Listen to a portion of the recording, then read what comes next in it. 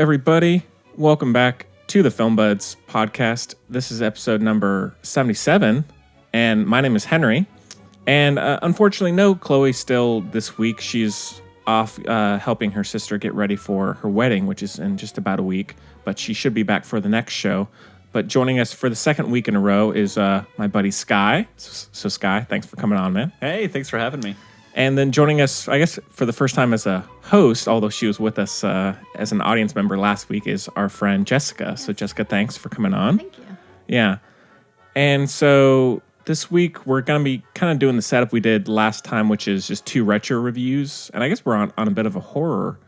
You're welcome. Yeah, bench here. But we're going to be talking about The Babadook from 2014, and then we're going to be talking about Black Swan from 2010. So 2 cool films, and then we got some listener questions. We might talk about that new Quentin Tarantino trailer, stuff like that. It looks so good. Yeah. So plenty of stuff. So thanks again for joining us. But how's everybody doing? Yeah, doing really well. It's a beautiful Sunday. Yeah.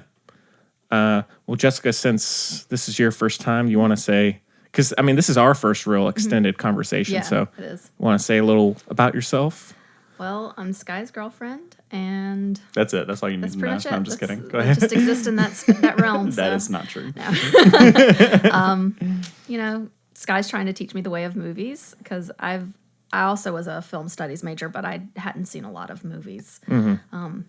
Usually, I'm the kind of weirdo who's like, "Oh, I haven't seen that movie, but I read that book." Right. So he's kind of showing me the ways because there's a lot of movies that normal people have seen that I've never seen, and then I've watched obscure foreign films. So yeah, like you showed me Amelie. Yeah. For the first time. Yeah. Which was really cool. It was kind of out of my element. I watch all the mainstream movies. I think you watch more of like strange things. Yeah. I'm not one for blockbusters, but right. I'm learning. You're not a Transformers fan. No, I haven't seen any Darn. of those and don't really want to. Yeah, well, that's okay. fair. That's fair. Well, cool. Yeah, how about you? How you doing? I'm doing pretty well. Actually, I'll talk about a really quick little story. So I started my job at the Cup of Joe coffee shop down here in Hillsboro about a week ago. And, everything went well. It's a fun place and saw a lot of familiar faces. But at around like 10:30 or so on the first day, I saw about a 30-year-old man give an old lady the middle finger, which was just a great sight to see. Yeah, but she had it coming. No. No, that's just it. So that was fun. But especially for a small southern town, that was a bit startling. Yeah, you don't really see that in southern towns like Hillsboro. Hillsboro is just... So, a great welcoming to the shop. But yeah, doing okay. Just been, getting back into working, which is always just so fun. It's funny, though, because, I guess I'm so used to having the middle finger thrown at me, because working in news, I get it every day. Yeah. Like, hey, you want to talk on camera? And they're like, no, here's the finger for you. So it's great. It's nice. Yeah, and also he did it as he was, leaving. Oh, so it wasn't, didn't just stand there. He was walking away and gave it, which is too bad. So he didn't even get to see the gratification of it, though. He didn't even get to see his work. No, but the issue is this lady was she's one of the most beloved people at this shop, and so it's really unfortunate. Yeah, but I hate people sometimes. I know. I hate people all the time. All the time. Yeah, that's fair. Yeah. So, but other than that, been we were talking about it just a second ago, but I've been crushing some Mobile Suit Gundam Wing. Nice. On Hulu, which has been nice. Reliving my childhood. It's a great show. Yeah. I really enjoy all the Gundam series that happened. Yeah. You're rocking a Dragon Ball Z shirt right now. It's one of the greatest things of all time. Yeah.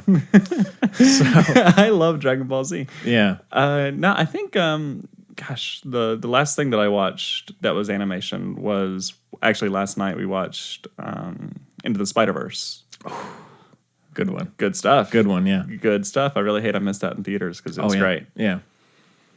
But, yeah. Just this and that, Yeah. Oh, Love, Death, and Robots. Mm-hmm. Yes. Have you seen that? Yes. I've seen 10 episodes of it. We need to finish it. And we have a question about that actually as well. Okay. So cool. We'll be talking about it plenty. So let's do that. All right. Well, should we jump in? Let's jump in. All right. So we can get into our retro review of The Babadook, and we have a clip for this one. So take a listen. Where'd you get this? On the shelf.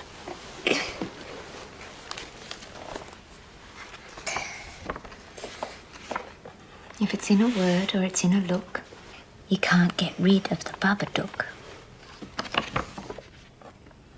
If you're a really clever one and you know what it is to see, then you can make friends with a special one, a friend of you and me.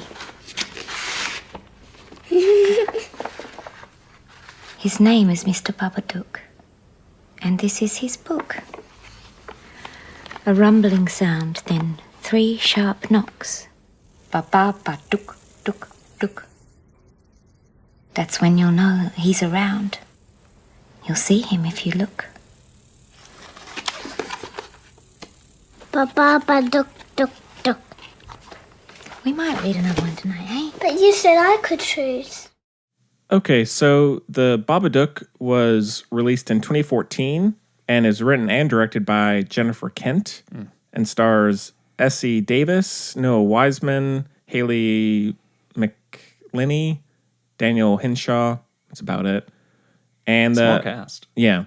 And the synopsis is a widowed mother plagued by the violent death of her husband battles with her son's fear of a monster lurking in the house, but soon discovers a sinister presence all around her. So this one, and the director, I guess, just kind of came out of nowhere, really. Yeah. Kind of just shocked everybody. Well, she started off, Jennifer Kent, she had this short film. It's just brilliant. It's very similar to the Babadook itself. And that was pretty much, I think, all that she did beforehand. And she got funding. She's an Australian filmmaker. She got funding and made it. Yeah, and she's got her new film coming out this year, the Nightingale. Right? Yeah. Yeah. She's killing it. Mm-hmm. Yeah. So I know that you say, with these retro reviews, there's a spoiler disclaimer right off the gate. Yeah. Right? Yeah. Let's go for that. Yeah. Okay. This movie is seriously one of my favorite horror films of all time. Really? It's in my top 5. I love it so much. I've seen it so many times.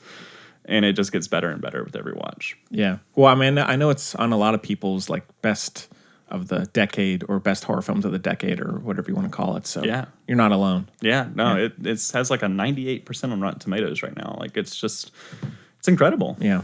And for a horror film that has so much going on, it really is one of my favorites. Yeah. Yeah. What do you feel about it? Well, I like it a lot. I've only seen it twice, I would say. So I'm a bit, you need to up that. Yeah, I know.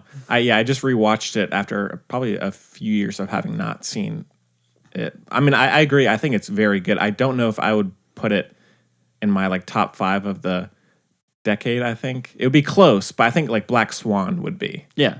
But this one, I mean, I think it is just it's kind of a more refined version of something like Insidious in a way. It's it's kind of like an art house, not home invasion, but kind of monster lurking in the house, and a little more art housey, a little more, again, refined in its direction and its style. And see, for me, it's all those things, but the narrative level on that movie, it's above anything else really in terms of horror. Yeah, that I have seen probably since I guess The Shining. Yeah. Well, Jessica actually just watched it recently for the first time. I had her watch it. And it was a year ago, and I'd always wanted to see it, and he was like, well, I have it, so let's watch it. Yeah. I really enjoyed it. What were your thoughts on it? Well, immediately, I nailed the themes of it and what it really was about and things like that. And I thought it was kind of creepy, but still realistic in a way of, the mental things that can go on in your life that can terrorize you. Right. So I thought it was really good, well done movie. And then he showed me the short, and the short was really cool too. And it was cool to see a short that turned into a movie and was well done. Yeah, which doesn't always happen. Mm-hmm. So no. Yeah. Well, when you have someone like I'm sorry, I'm blanking on the names of the characters right now, but I believe, what was her name? Amelia? Yeah, Amelia, the mom. So she's going through the death of her husband, still, and it's been 6 years. Mm-hmm. She's still going over the death of him. She hasn't been getting over it. She, is refusing to acknowledge it. She's refusing to acknowledge her son's birthday because his birthday is the same day of the death of her husband. You know, and to have the Babadook be a manifestation of grief and all of these things that she has just been not dealing with for years and has created this monster that's plaguing their family. It's just so good. Yeah. Love everything about it. Yeah. Everything about it. Yeah. Because we don't want to talk about grief. We don't want to talk about sadness. We don't want to talk about big, harmful events that have happened to us in the past. And when you ignore them, that's what they do. They build. You know, and this movie is a great example of that. Yeah. Yeah, I agree. I mean, it is. I mean, I think the emotions, especially between the two main characters, are pretty heightened because of that. And it's like the less or the more you try and put it away, it's just gonna keep on coming back out and manifesting itself into like a monster. You know, Like a monster. And so it is, I think, very well done in terms of actually talking about themes with a story that is pretty straightforward, you know, and ones that you can kind of compare it to, but has a lot more going on underneath, you know. So yeah, and the great thing is too, I love independent films in general, just because you know they're making do with a low budget. You know, this movie didn't have a whole lot of marketing in it. It had like a couple of YouTube trailers. I don't think I saw any trailer in theaters or movies. Yeah, you know, and I saw it on YouTube, and I was like, man, this movie looks great. And then I just forgot about it because there was, you know, how are you going to watch this movie? And then I think IFC picked it up, and that's how I first watched it. And for me, if you can make a movie with $2 million, that's pretty good. you know, that's incredible. Yeah, You know, it only has like maybe 2 or 3 different locations, very small cast, but the performances, like those are Oscar-winning performances from both the mom and the son. yeah, You know, fantastic all around. One of my favorite horror films. Yeah. One of my favorite films, yeah. you know. But I don't know. I encourage everyone to watch it. Yeah, I mean, it is. I mean, it definitely has made its mark, and I think that Jennifer Kent is kind of like one of the new directors to watch, especially with she has The Nightingale coming out, and so I think she is going to have quite a career ahead of her. I hope so. I think she's actually collaborating with Guillermo del Toro actually on some projects. So That should be good. yeah. You know, it kind of concerns me, though, with her because it has been 5 years since The Babadook. Right. 2014, it's 2019. And I don't know. I was expecting her to come out with something sooner, but I guess maybe she's been working on the new Nightingale movie. Hopefully. And hopefully it'll be a big success. Yeah. Yeah. Well, Jessica, now are you much of a horror fan? I mean, do you? I am, like old school horror films and stuff like that. I just haven't caught up with the times and kept up because there's just so much coming out. Yeah. Well, I mean, 80s horror. I know Sky's, Yeah. that's his thing. So yeah, nothing wrong with that. Yeah, I'm all into that kind of stuff, and so that's kind of what I like. And the way I heard about the Babadook was somebody told me it was like the scariest movie they've ever seen. I was like, oh, I got to see this. And all I heard was like how some people couldn't even finish it. And then when I watched it, I was like, it's creepy, but it's not scary. Yeah, it's more unsettling. Yeah. Yeah. And so I was kind of like expecting something bigger in terms of, that. But I thought it was really well done and really good. And like he said, the performances were great, and the tension between the mom and the child, and the way that, this entity affected their relationship was just fascinating. Yeah. Yeah. It's a psychological piece. It really is. Like, it is not just a regular horror film. Like, if you want to watch this movie to be scared, this is not the movie for you. Go watch Insidious or Conjuring. But like this movie, it's a thinker.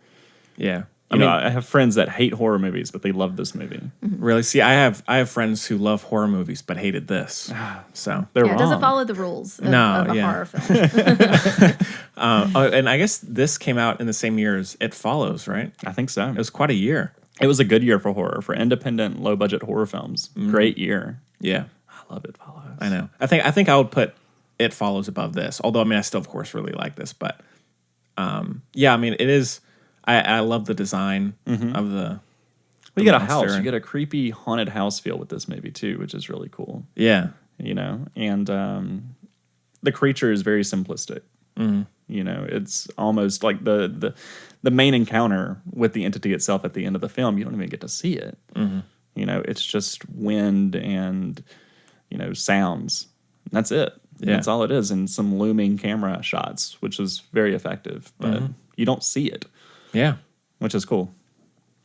Yeah. Hey, it's all what you don't see, right? That's right. That's effective horror making. Yeah. But yeah, no, I really could talk about this movie all day long, though. So anytime that you want me to just shut up talking about it. I mean, we can talk for as long as you want. Well, I mean, in terms of, you said this would be kind of in the top for you. What would be some others? Some other films? Some other films that would, I guess, maybe of this decade that you would put along with the Babadook. Are we talking horror? Horror. Let's say horror. So for me, I think this one was number one for so long until I saw Hereditary. And I think Hereditary and the Babadook are kind of battling back and forth, you know, in my head. So I'll just say 1 and 2. Either one, it doesn't matter. And then It Follows. Yeah. I think It Follows is just phenomenal. The Conjuring, the first Conjuring. I really like the second one, too. The second one had more jump scares, I think. Which is cool if you like jump scares. For me, I like tension and building, and I think The Conjuring, the first one, did that. And maybe I really like Don't Breathe too. Oh yeah, I really enjoyed that movie. yeah, It was crazy. yeah. What about Under the Skin? You know, it's just that's a throwback. Yeah, It's not my favorite. yeah. Would Jessica, any others for you that come to mind, or maybe what are some of your top horror films just in general? Since Well, my favorites, and this probably sounds like cliche, but the original Nightmare on Elm Street films were my favorite. That's what I grew up watching, and to me, that was like the ultimate boogeyman. right, And I really was drawn to that, and you know, it just makes you terrified to go to sleep. And so that's, you know, one thing that everybody has insecurities about is being alone and being vulnerable and going to sleep, and then this man comes and murders you in your dreams and stuff like that. So that was I really was drawn to that. And then my very favorite is more like a horror comedy, which is Shaun of the Dead. That is a classic. the best. I watch that every year and on Halloween, and I love it. I think that's like my favorite. yeah. Funny, scary, all that. Yeah, well, I think that movie is a rare case where I think you could almost classify it as either. I think there's like an argument for both, where like the horror is pretty horrifying, like some of the gore and everything, but then it is incredibly funny. Yeah. And so it's a pretty great balancing It's act. like a love story to the zombie movies of yesteryear. Totally, So totally. It's great. Yeah. Like, I love the part where Sean is just walking through the market and he slips on some blood, but he doesn't really even acknowledge that it's blood. Yeah, I mean, because he's just so... He's so in the zone. Yeah, he's so part of everyday life, you know, he's just doing his thing. Now, my favorite horror film, though, for me is the original Scream. Wes Craven's Scream, the first one. It's my favorite horror film of all time. It'll never change. Yeah. I don't care what comes out. And you like The Shining a lot as well, though. I do like The Shining. Yeah. I think it's a great film. For me, you know, I praised it so heavily a few years back, and it's kind of taken more of a back seat now. I still really appreciate it, and I still love it, you know, but it's definitely taken a hit in terms of, you know, my ranking system. Right. You know, my personal ranking system. Yeah. Sounds kind of pretentious. Nah. my personal ranking system. Right, my personal ranking system. Yeah. But yeah, what about you? What are some of your favorites? Well, I do. I mean, we talked about it last week, but Under the Skin is one of mine. I mean, I would classify it more as horror. Yeah. And so, but we don't need to, if you want to hear that discussion. Go back to the next previous episode. Yeah. And then honestly, Black Swan, I mean, which we'll be talking about. I mean, I love a good one. I love Black Swan. I love Psycho, which I mean, of course, isn't, especially where we are now, it's not that scary at this point, but it's still such a crazy story, you know. It set the mark for a lot of things. I wrote one of my thesis papers on Psycho, and I had to watch it like probably 50 times in order to nail that paper. But it's so well done. Well, Anthony Perkins is just phenomenal. Yeah. In that role. It's unhinging, and it was just so thought out and so well done. It's a beautiful film. It is. Yeah.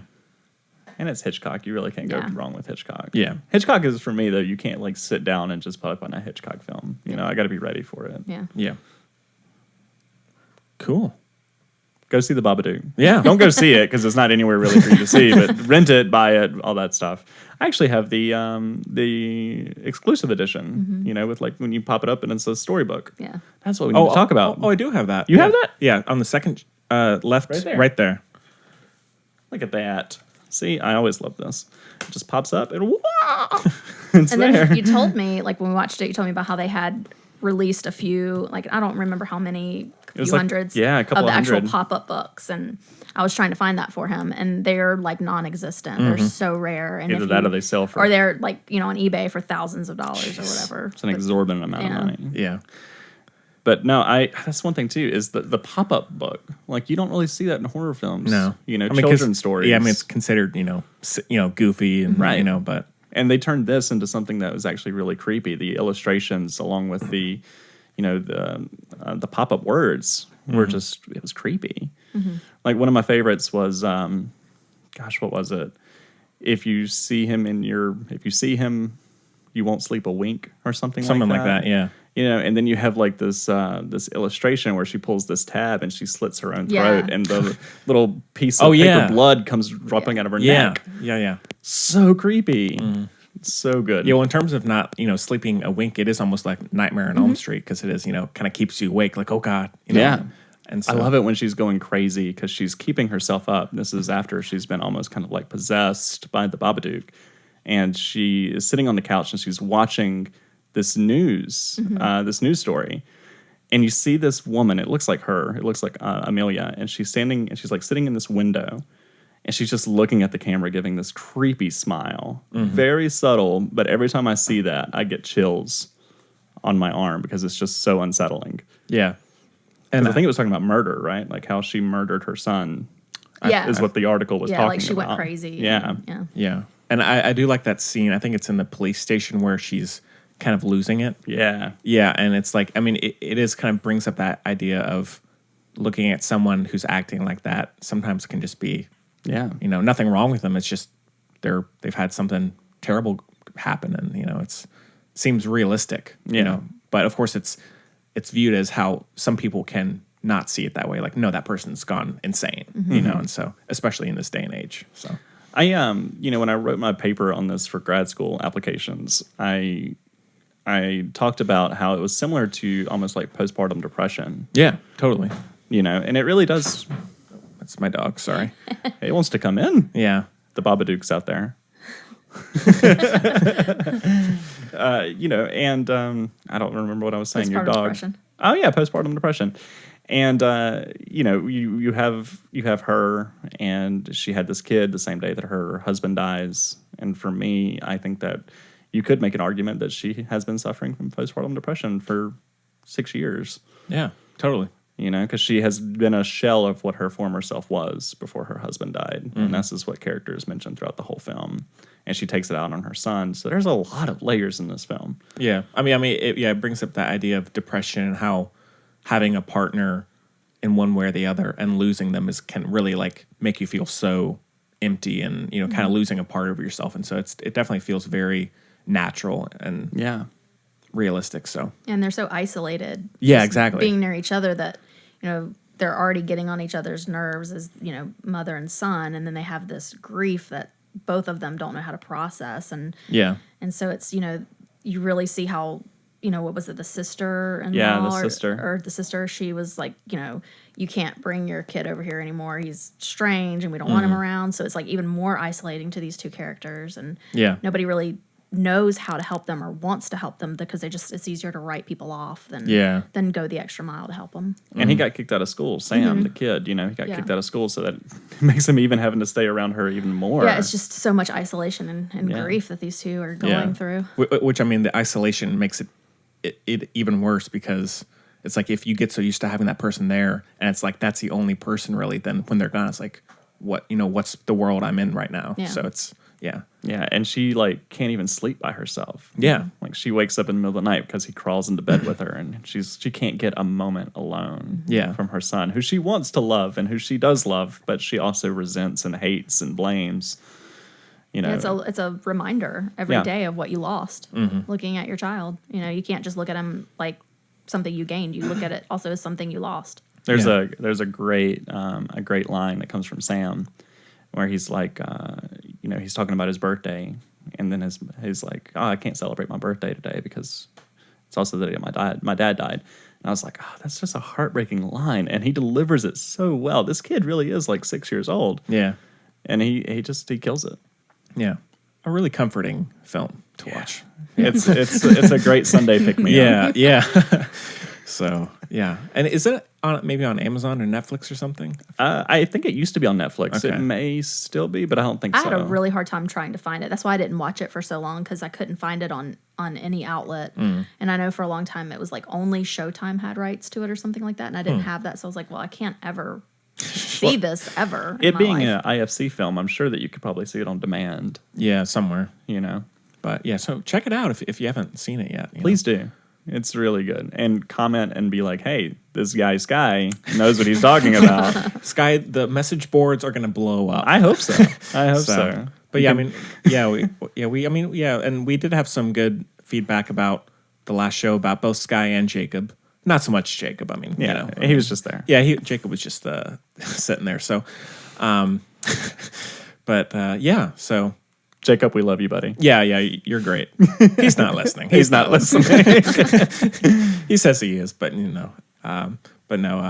yeah. So cool. Anything else about Babadook? No.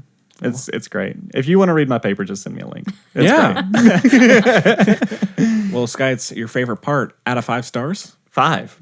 And I love The Thing, and we talked about this last time, and I gave it, I think, a 4.5 or a 4. This one is definitely a 5. This is a perfect film for me. Wow. It's 4.5 for me. Yeah, I'd say like 4.5. Yeah. You guys are wrong. It's really good.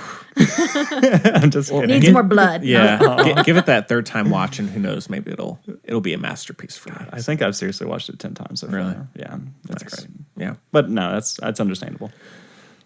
Cool. Well, all right. Well, I guess we can jump into our other retro review, which is Darren Aronofsky's Black Swan, which we have the Blu-ray right here as well. So a little showcase. Like a Natalie Portman looking creepy. Yeah. So take a listen to a clip. Beth, I'm so sorry to hear you're leaving the company. What'd you do to get this role? He always said you were such a frigid little girl. What did you do to make him change his mind? What's going on here? Hey, I need to talk to you. I need to talk to you. Go home. No, don't you do that. Don't you dismiss me like that. Beth. My little princess, please hold it together. I'm coming by later. I have something for you. It's a token of my appreciation. Right. You make the most of it, Nina. Okay, so what's the movie? Oh, Black Swan. So Black Swan was released in 2010 and is directed by Darren Aronofsky and stars Natalie Portman, Mila Kunis, Vincent Cassell, Barbara Hershey, Winona Ryder, Sebastian Stan. That's maybe about it. And the synopsis is a committed dancer struggles to maintain her sanity after winning the lead role in a production of Tchaikovsky's Swan Lake. So, yeah, this one was also a pretty big hit. I mean, a little more commercially so than Babadook, but it definitely got a lot more marketing. Yeah, and Natalie Portman won the Oscar for it. Yeah, and well deserved. Yeah. And so it was a perfect performance. Yeah. Yeah. So, well, what do y'all think of this one? Jessica, had you seen this prior to? I have not seen it. And Oh. Sky thinks it's funny why I haven't seen it. So the only thing I know about it is that there's a scene in there where she pulls her fingernails off or something like that. Great scene. And I was like, I don't think I'm ready to see that because it's going to give me the creeps really bad. Yeah. So I just kind of forgot about it, never watched it. Mm-hmm. So I unfortunately have not seen this movie. You know, the accolades for this movie really do speak for themselves, though, because it received 5 nominations at the 83rd Academy Awards for Best Picture, Best Director, Best Cinematography, Best Film Editing, and winning Best Actress for Portman. That's something. That's something. And it made, do you have the box office? I know it made it, what, a couple hundred at least? Oh, yeah. So it was made with $13 million. Jesus. So box office was $329.4 million. Darren is rolling. That's why he got to do Noah. Oh, totally. And they're like, oh, yeah, you can do that. Yeah, totally. And then Noah made a fair bit. Yeah. So Aronofsky's killing it. yeah. Although I guess Mother didn't do as well financially. So but he's still doing fine. I'm sure. He's fine. Yeah. He's fine. But yeah, so Jessica was telling me, she was like, yeah, I didn't really want to see it because of the fingernail part. And I'm like, oh, there's a lot more to that movie. There is. Yeah. And even though I have seen it a few times and rewatching it just a few days ago, it is like, there's a lot of stuff that I had forgotten about. Yeah. That's really insane. And It's disturbing. Definitely not for everybody. I think, and it's probably the most disturbing film of his since Requiem for a Dream. Yeah. As far as like being uncomfortable to watch, because The Wrestler came out before this. Like it was like his previous film, right? Right. The Wrestler, it's heartbreaking, but you can watch it. It's a pretty watchable film. Right. Yeah. Nothing really disturbing happens. It's just you're watching this guy just. That I did see. Yeah, it was good. Randomly, I did The Wrestler? see that. Yeah. Oh, cool.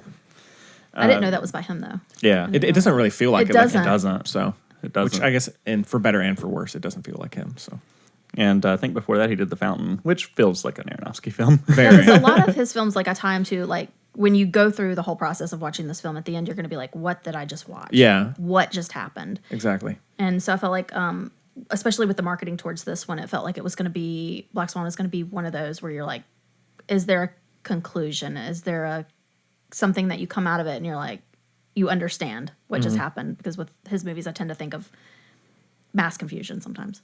Totally. There is a little bit of confusion, but I think for, it's clear what the message is and what panned out throughout the film. Yeah, but I mean, it's a little more straightforward, I guess. Yeah. I mean, like it's less extreme or less ambiguous than Mother or something. But it's still pretty psychologically strange. Yeah. So Like when she starts turning into a swan on stage. I was just about to say that. I love that scene. It's such a great amazing. scene. Yeah. Oh, and actually, I will say, so I'm actually going with a friend of mine in May to see a production of it from the Carolina Ballet Company. What? So yeah, it's gonna be fun. Like they're doing this, or they're doing Swan Lake. Swan Lake. I was like, did they make this into a theater Sky, show? they're doing Black Swan. I would watch that. No, it's going to be Swan Lake, so that should be cool. That would be really cool. But no, did you all hear about that guy that put on the stage play of Alien? I sent him a did. link to That's that like on blowing Facebook up now? yesterday. Yeah, crazy. And put it on his page because I was like, that's amazing. Yeah, I think they should do a Lord of the Rings stage play. they're doing a TV show. No, I want a theatrical show. Yeah. I want the biggest stage in the world. Good Lord, that'd be like a 10-hour show. But yeah, so yeah, I mean, I love Black Swan. I mean, for some reason, I don't know where it comes from, but I love like the Russian ballet style, like that kind of sharp but very classical and kind of dark. And so I just love that visual style of Russian ballet. And I think that the Black Swan is a really interesting, or Swan Lake is a really interesting story. Yeah. And so it really complements the This is character definitely, arc well. in my opinion, Aronofsky's finest film to date. I think that he may not make another film as successful as this. And that's okay. But this movie, when I saw it in theaters, I sat in my theater seat and I didn't leave until 5 minutes after the credits were over. See, I'm sad because I don't think I saw it in theaters. You missed out. I man. know. I know. I hit myself every day for it, but It was really good. yeah. But yeah, it is like you were saying. It's like when it's over, you're just like, what Yeah. did I watch? Yeah. Yeah. And Yeah, so it's like a heavy kind of feeling. it's pretty. Yeah, pretty. Yeah, when you pretty watch his heavy. movies, you're just like, you have to let it resonate for a while to understand and kind of gather what just happened. Yeah, and It's something that everyone can relate to, too. for sure.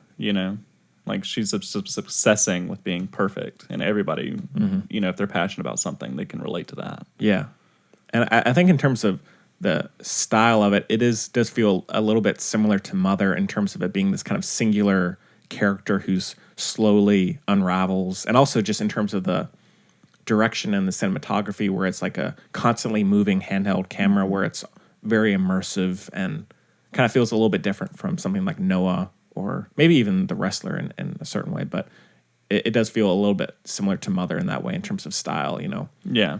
I think in terms of like, I guess visually for me, it very much felt like Requiem for a Yeah. dream, and where it's dark and gritty and dreary. and dreary. That Yeah. movie was so depressing. That one I watched, I was telling Sky the first time I watched it, I was with one of my friends and we were like, well, let's just put it on. We haven't seen it.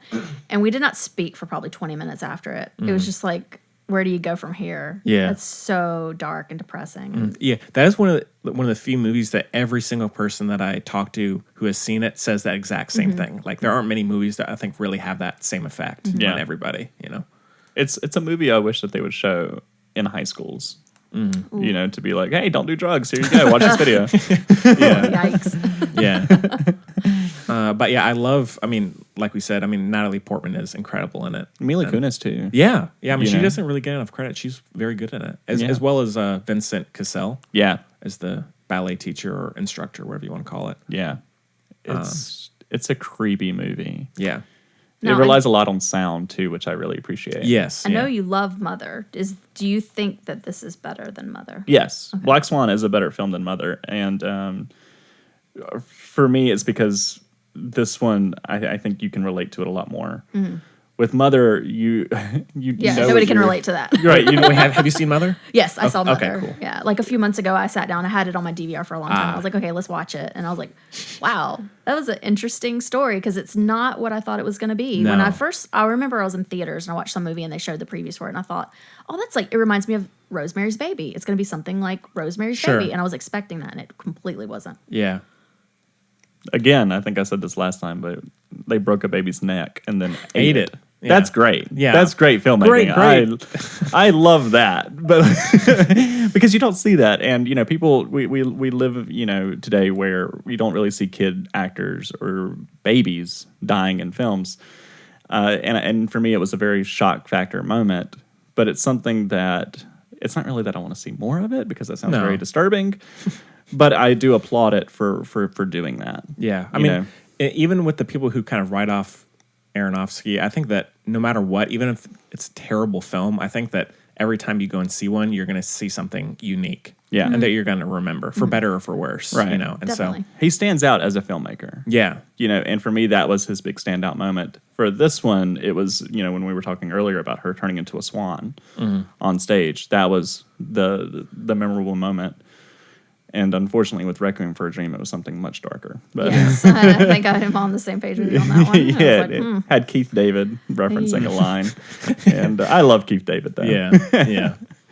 Yeah. But with this one, I mean, there is the relationship with the mother who's like super possessive. Yeah. And which really works well. And then the actress, I can't remember her name, but she's great. And just that relationship is so grating and kind of mysterious because you never know when things are going to change, how she's going to react to what Natalie Portman's character is doing and what she says. And it's Now, it's been a minute for me. What was Winona Ryder's role in this? she's the former Swan Queen. Okay. Yeah, and so she's the one who is essentially the one before Natalie Portman and is kind of out of the Got it. yeah lost her edge and she's done, and then she ends up like stepping into traffic and getting like serious injuries and kind of her life being over at that point. And then of course Natalie Portman sees all that. She's like, oh God, is that going to be me in a year or whatever? I remember now. Yeah. It's been a few years since I've seen this movie because, like with every Darren Aronofsky film, you can't just sit down and watch them. No. You got to be really ready for them emotionally. And I love his films. They're fantastic. But this one, it's definitely one of the heavier films for me. Yeah. And you saying it's kind of his best work. It is just like everything with the editing, the cinematography, everything just works constantly so well. I'm not sure if any other film that he's done has been that critically acclaimed. Yeah, I wouldn't think so either. I mean, 5 Oscar nominations. I don't think that... Especially in any other those film. categories, yeah. So, and it is a gorgeous film. It's very pretty, And like I said, I think the best thing for me is that it's just so relatable. yeah. I mean, because everyone has had something where they want to be the best, or especially if it's something you're passionate about and you just get too ahead of yourself or just kind of lose sight of what you're actually trying to achieve. And so, or you at least are aware of that. So, or have seen someone else do that. So, how would you rank Aronofsky's films? Well, see, I do really love Mother. So let's do top to bottom. Let's do the first one. So yours would be Mother. I think so. It would either be Mother or Black Swan. Like it would be, that's very level pegging. I did rewatch Mother as well. And that third act is truly one of the most insane sequences in a movie that I've ever seen. Similar to like, you know, some of the stuff in Black Swan. It's just like, I've never seen anything like it. Like everything with the riot and the SWAT teams. Yeah. And it goes off the rails. It just came out of nowhere. Like the house literally being destroyed and all of that. And her world is deteriorating. Yeah. And so that, and I also still love the first two acts. Like some people say that's all they kind of talk about is the third act, but I do love the first two acts where it is just kind of this, she's can never get control and everything. So, I mean, it'll be Black Swan and Mother at the very top. Then I do kind of love Noah. I do have a soft spot for Noah. I still haven't seen it. It's good. I never watched it. I mean, because it is like an atheist's take on a religious story. So it's right. Interesting in that way. And then maybe Requiem, and then No Wrestler Love? I like The Wrestler a lot. Maybe it's just because it feels the least like Aronofsky. Yeah, it doesn't feel like it fits. And so it feels a little more straightforward, even though, of course, there's a lot going on, and it's a very good film. So it'd probably be maybe Requiem, The Fountain, The Wrestler. I love The Fountain. And then Pi. Pi is, like, of all the people who do criticize Aronofsky for being pretentious, that's a film that I would kind of call pretentious for me. No, it is. And it's my least favorite, too. Yeah, and so Pi would be at the bottom for sure, even though I don't dislike that movie. But, yeah. But Mother and Black Swan would be at the top by far. Yeah, I agree with that. For me, I think I would change out Mother and put The Fountain, but I have a weird love for The Fountain. Yeah. It's a weird film, and it makes no sense when you really sit down and think about it. Yeah. But what about you, Jess? What do you think? Well, I haven't seen all of his movies. I think it's just because, like you said, when you go into seeing one of his films, you have to be ready. And so I've kind of put off seeing some of his films. So I've only seen maybe like 4 of his films. I really liked Mother because it was just wacky out of nowhere, not what you expect, and you're just like along for this ride with this basically poor unfortunate girl who's, you know, stuck in this situation and she's going completely insane, and you just have to kind of watch her. I liked that, and the ending was just, it was kind of cool. Yeah. It was weird, but it was crazy, cool, but and it yeah, fit. So I like that one a lot. I think out of, you know, it's still dark, but it's not as dark as Requiem. And Requiem was like heavy. You're done after that. Yeah. It's crushing. You're done. You don't want to do anything. Yeah. And I think that's kind of steered me a little bit away from his stuff. Yeah. Just because I remember the feeling that movie gave me when I watched it. It was kind of like this hopelessness. Yeah. It was, it Like, was a lot. if you watched Requiem for a Dream in the middle of a bad work week, you wouldn't go back to work. No. You'd quit. I just quit life. I just quit life. I'm going to sit on my couch for the rest of my days. Yeah. It is. Yeah, it's quite something to watch. And but yeah, Mother, I actually did see an article recently that it said if you're not laughing at some things in Mother, you're not watching it right, because it is in some ways a comedy, which is I agree with, because like some of the how like Javier Bardem and how some of the other supporting characters act is so ridiculous that it is funny to an extent. And I mean, in some parts, not everything, but well, I think Ed Harris and Michelle Pfeiffer, you know, their relationship in that movie is it's so weird that you can't help but laugh at it. Yeah, and then what's his name? Domhnall Gleeson pops up as one of the sons, and then there's that fight between them in the house, and then that's another atheist, you know, take on a biblical story, essentially Adam and Eve, and you know, the creation story, I guess, is what Mother really is, right? Yeah.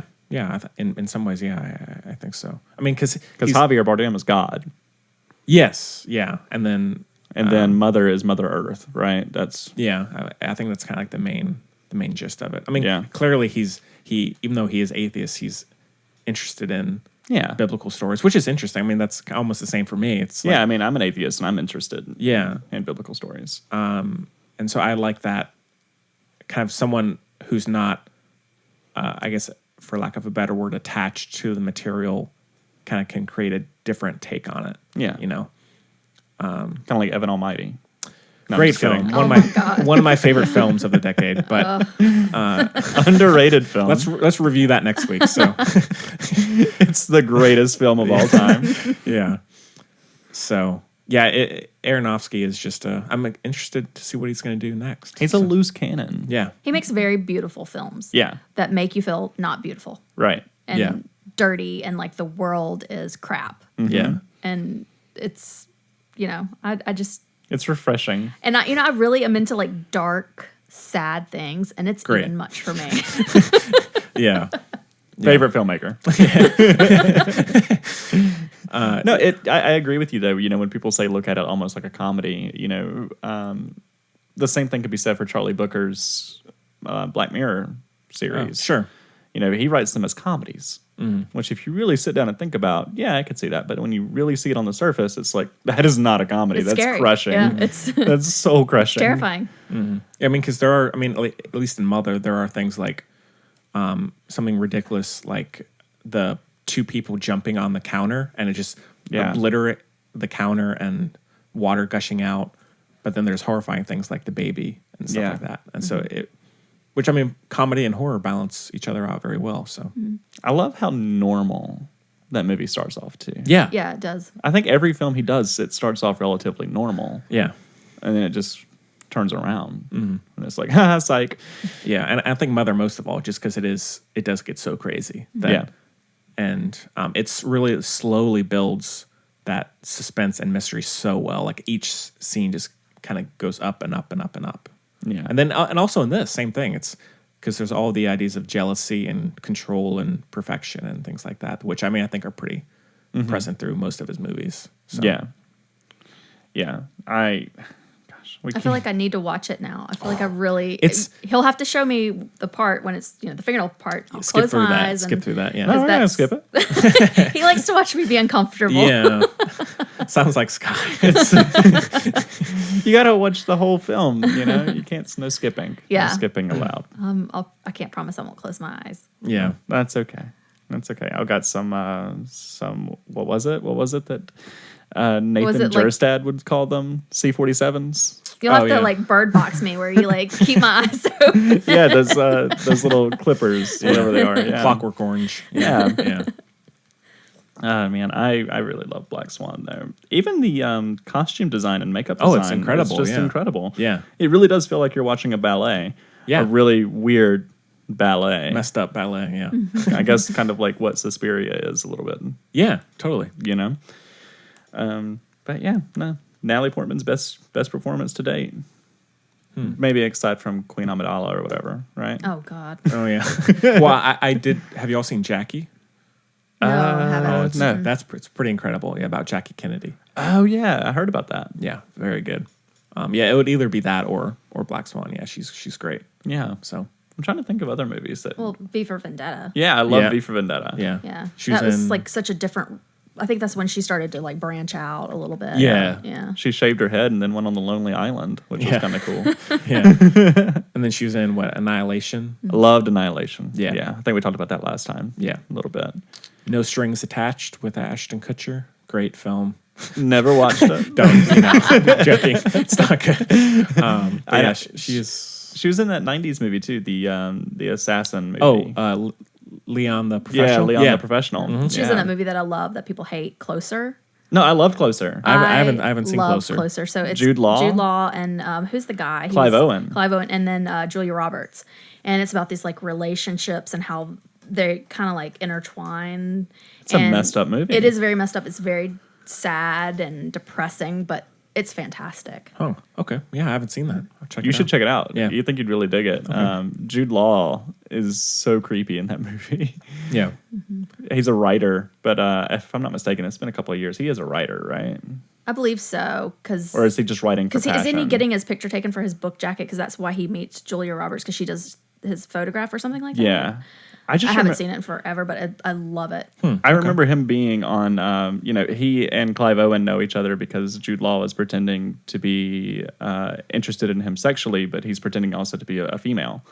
So he's sitting there in bed and he's just writing, and he's writing these graphic things, and he's just laughing and smiling while he writes them. Yeah, I'll have to check this out. It's really and funny. Natalie Portman her role in it is a little. It's different. shocking. It's shocking for such a wholesome person. Right. So It seems wholesome. Seems wholesome, but yeah, it's really good. Okay. Because according to the Natalie Portman rap, she is not wholesome. Yeah, I think it's when we really started to put two and two together. We're Wow. like, oh, you dirty girl.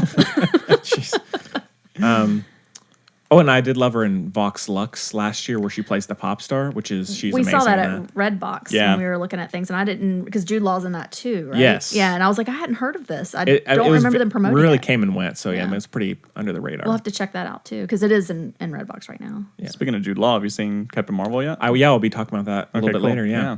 I did check that out. So Good. Cool. yeah. The Swan of Black. yeah, I, and, yeah. Anything else about Black Swan or No, but Aronofsky? I'll be watching it Yeah, soon. give it a poke. so one of these special features on here says 10 years in the making. Did it take him 10 years to make this film? I don't know. I haven't watched it. He says Natalie Portman and Darren Aronofsky discussed their creative journey from preparing for the role to dancing with the camera. So maybe it took a long time to get everything prepared for it. Well, Maybe. did she do her own like dancing? Did she have to like train? Maybe. Maybe. I would think. Yeah, I mean, I would think Yeah. so. She did a lot of training for Yeah, it. because I don't think there was really any use of body doubles for No, that. no. It was kind of wide shots and very close Yeah, up too. she, which I were mean, doing yeah, it. she goes for it. So And you know him; he doesn't really do a lot of takes, or, Oh, does or he not? cuts. He doesn't really cut a lot. Oh yeah, yeah, With his films. yeah. So maybe that's where it came in. Yeah, Maybe. And I've never seen a ballet, so this will be like my introduction to a really messed up weird ballet. Yeah, yeah. And I've never seen a ballet live, and so I guess when I see Swan Lake, it'll be. Yeah. yeah, I'll have to see if I can find a Natalie Portman in there. yeah. I used to instruct ballet. Huh? I can see Really? Yeah, that. When no, was this? Never did. Never did. I was about to say Couldn't Sky. keep it going. Didn't know where I was going with that. Cool. Well, out of 5 stars, Sky, it's a 5. Heavy 5 for me. Yeah, it's a 5. It's Yeah. a 5er for me. It really shows. Yeah, definitely holds up. What about you?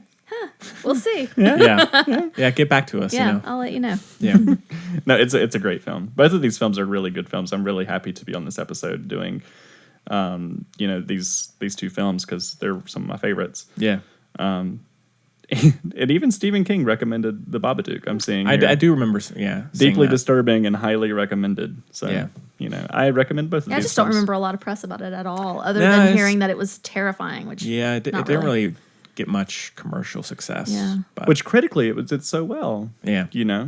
Both films too. I think people really talked about Black Swan, but it wasn't, nowhere near what I think films would be talked about today. Like if that movie was released today, it would be everywhere. totally. But I guess released in 2010, it just hadn't really taken over as much. Yeah. It's almost 10 years old. I think that's We're what's getting so old. Did we talk about this last time? But it's so interesting to me that you can look at a movie that happened 10 years ago today, and you can't really tell a style of difference, right? You can't Yeah. really tell a difference in it. But if you look at a movie that came out in 2000 versus 1990, it's night and day. Yeah. You can easily tell the difference in styles of filmmaking. Yeah. You can't do that anymore. Like when a movie was released in 2001, I can't tell you that it was released in 2001. And that's almost 20 years. Yeah. Yeah. I mean, especially the late 80s, early 90s really had a very distinctive style as opposed to what. And then from 90 to 80, you can tell a style difference. Oh, for sure. From 80 to 70, you could tell a difference. And I Yeah. guess it's because we entered digital. Something like that. Yeah. Yeah. I Maybe think- it just has the same look now. Yeah. And I think just the outbreak of the internet and so many voices being put into the game and just the kind of culmination of styles coming together and all that. So, yeah. It's wild. Yeah. That's why when I think about it, I'm like, oh, I love Talladega Nights. It came out 5 years ago. And I'm like, wait, no, that came out 15 years ago. Yeah, I know. But What a film. what a film. I love Talladega Nights. One of my favorite comedies. Love it. Yeah. Well, But yeah. Cool. All right. Well, I guess we can move on. Some good reviews. I guess this week we can touch on if y'all have checked it out, the Once Upon a Time in Hollywood Yeah, trailer. we watched the trailer. The new Quentin Tarantino. Seen it twice. Hugely anticipated movie coming out in July, I think. What a year for films. Yeah. Truly. Yeah, we were just talking about that this morning about April. everything that's coming out so soon. What's coming out in April? So we have Pet Sematary, Oh yeah. Hellboy the next weekend. See, I gotta say, the new Hellboy I'm not digging. You're not it. on board. I'm not digging it. Do you think you'll see it though? I'll see Yeah. it, but I'm looking forward to seeing Harbor's performance, but I really hope that it's almost like they're manipulating the audience and the people go see it, and it's actually Ron Perlman without the Hellboy makeup on. Oh no! I think that would just be great. Yeah. But yeah, see, I mean, not him really in particular, but just both trailers have just not been doing it for me. For me, I'm so on board. Yeah. I'm ready. Well, maybe we'll have to review it, Yeah. We'll hash it out on the show. I'm sure it's going to be awful, but I'm very excited to see it. But what else is coming out? And then I think, isn't Endgame coming out next month? Oh yeah, I guess at the end of April. End of April. So, I mean, every weekend I think I'll probably be in theaters to see something. Yeah. And then in May, there's Godzilla, King of the Monsters. Gosh. Yeah. I hated the first one. I really loved the... I hated it because of the marketing. They were like, oh, yeah, check out Bryan Cranston, his first role since Breaking Bad. You love Breaking Bad? You're going to love Godzilla. Oh, he's dead in 10 minutes. Yeah, I don't remember anything from the marketing, so I can't attest to that. He was in every trailer, like 90% of the trailer. Really? Yeah, 10% was Godzilla, which is essentially the movie. Yeah. Yeah. So, but no, the new one is just, oh God. Yeah. It's just like all the footage, like every scene is just cloaked in like shadow and fog and dirt and like just digital muck. Yeah. It just, Well, that's perfect for CGI heavy films. Yeah. Oh, yeah. I mean, but just like it's almost so obvious that they're just drowning it in that style. It's just not. I think that's why Pacific Rim Uprising. I didn't see it, but I think that's why that failed. And I know you liked Alien Covenant, but when you show something in daylight when it's not shrouded in fog and grit and all that, it just looks terrible. Yeah. So So I think that has going for it. But I also think that Millie Bobby Brown, is that her name? Yeah. 11? Oh, yeah. From Stranger Things. It looks like a Stranger Things film now. Oh, I can see that. Yeah. And I almost feel that works against the film itself. Yeah. Yeah, when I saw the trailer, we were watching some movie, and I was like, oh, that looks a mess. It just looks like a mess, really. I'm excited, though. I'll see it. I think we should we should review it and or go see it like Mystery Science Theater 3000 style, where you just mock it for all its glory. Yeah, I mean that's probably won't be that hard of a thing to do. So I'm gonna get absolutely tanked and go see this film. Do a live commentary maybe in the theater, annoy the hell out of everybody the whole time. Yeah. You can't video this film. I'm not videoing the film. I'm videoing myself. We're making it better. Yeah, being very drunk. Yeah, but I'm excited for Pet Sematary though. Yeah, that comes out in a week or two. I think so. Yeah, but I mean, I was like, when the first trailer came, I was like, man, this actually looks really good. Yeah, So I love that. People just keep doing Stephen King books. Like, I mean, it's kind of that's just the thing to do now. Yeah, with the success of it. So many remakes. So many. Because we have the Dr. Sleep one, right? Yeah. I know they're doing another TV show of what's the huge The Stand. Yeah. Yeah. So I'm excited about it. Yeah. When I have been meaning to read The Stand. I think I've read 100 pages, and then I spent a year off from it, and then I went back and reread the 100 pages. That's as far as I've ever gotten. Yeah, it's a long one. So. It's 1,500 pages. Yeah, but you've read it, right? I have read it.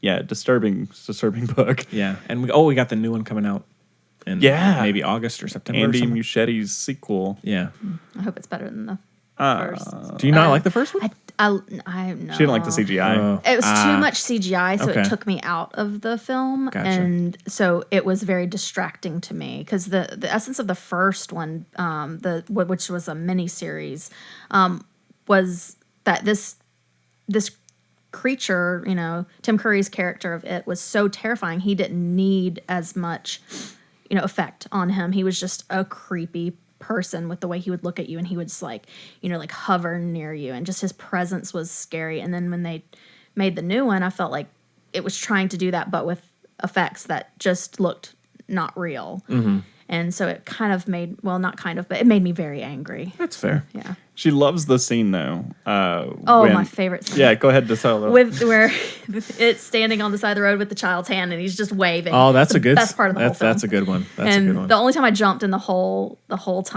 movie was the bathroom scene where the girl's in the bathroom and everything's like covered in blood and then she turns. She has the hair. Yeah, that's the great. only time I jumped. But my favorite scene is with the hand. And there's a GIF now with it. I'm just like, I love it. Oh Lord, that's how she says hello to me on Facebook. Just, yeah, little dead child hand just waving. No, did you see? I just recently saw it. It's the alternate opening for the film. I have not. No, you should check it out. Okay. It's on one of the special features. It's really funny. Okay. Yeah, it's just purely for gag, and so it's Georgie, in his boat. It's going down towards the drain, and Pennywise picks it up. And he's like, "Hey, you want your boat?" He's like, "Yeah." He's like, "Okay, take it." And he's just like holding it up, and Georgie just takes it. And he's like, "Thanks, bye." That's it. He's confused. He's like, "Huh?" And then you just hear Pennywise go, fuck. It's so funny. Okay, I'll check that out. And I feel like the film needed more of that humor in it too, because the original gazebos. It had. I liked the comedy in that. I did give it. It did have a lot of that, but I feel like the character of it did not have as much humor as the original. Like the scene in the library of the original one where he's like telling these really corny, like cheesy, what people would call now dad jokes. Yeah, it's hysterical to me, and it's just like so out of nowhere. But my heart is really towards that original one. So yeah, that's fair. I was a little biased going in watching the new one, and I was let down. I went with a big group of people, and everybody there was like terrified and cowering, and I'm sitting in the corner like, oh my God. Give me a break here. Yeah, when is this over? I was so angry. But I mean, I need to go back and watch it and not compare it to the original to maybe appreciate some of it. Yeah. Well, I mean, one thing about that movie that I always go back to is like, it is, in terms of the characters and the humor, it is just such a watchable movie. Yeah. And so, which is rare with a kind of a... Well, you had that kid from Stranger Things, too. Like, he's so funny. Yeah. And so it is like, as opposed to a lot of other films like it, is just so watchable and entertaining. Well, it's a coming-of-age horror film, essentially. Like these kids just playing in camp and stuff. But the second one, I'm so on board for it because it has Bill Hader in it. Yeah, the and cast I love Bill Hader. Great. Yeah. It's going to be good. Barry Season 2 is coming. Yeah, did you see Barry? I have not seen Barry. It's okay, you need really to do that. good. I will. Yeah. Binge it. It's so good.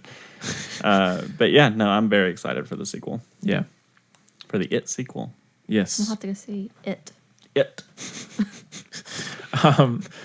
So the Once Upon a Time in Hollywood trailer. Yeah. So are y'all? I mean, Sky, I know you are, but Jessica, are you a Quentin Tarantino fan? I am. I haven't seen all of his stuff either because it's it's a lot to take. But I do appreciate a lot of his movies and the art form, and just because it's something fresh when he brings you something new. It's just. It feels fresh and it's stylistic, and he thinks everything through, and I like that. So I definitely will be going to see it, especially since it has to do with Charles Manson, because I'm all into like serial killer stuff and like great. murder stuff, Wonderful. true crime stuff. So I'm interested in that, and I'm interested to see if I will like a performance by Leonardo DiCaprio and Brad Pitt, because I'm usually not a fan. Really? Yeah. I know. Controversy. Isn't she crazy? Yeah. Yeah. Jeez. Like, I like some stuff, but a lot of times I just feel like a lot of Hollywood stars are overrated. Well, I mean, you're not wrong in some ways. Yeah. So I'm interested to see them together in this context, but the trailer has already sold me. So Yeah.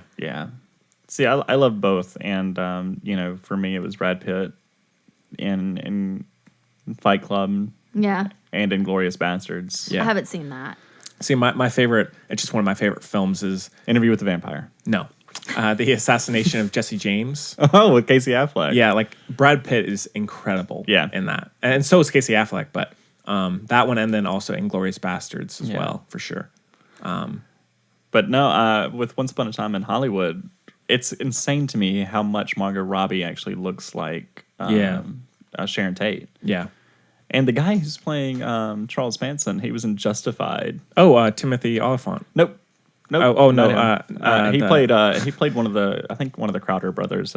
Dewey Crow. He played Dewey Crow in Justified, and it's nice to see him again. Oh yeah. And the movie just looks fantastic. And they always have like these alternate history moments, right? Historical moments. In Inglourious Bastards, you had the bastards kill Hitler in a theater.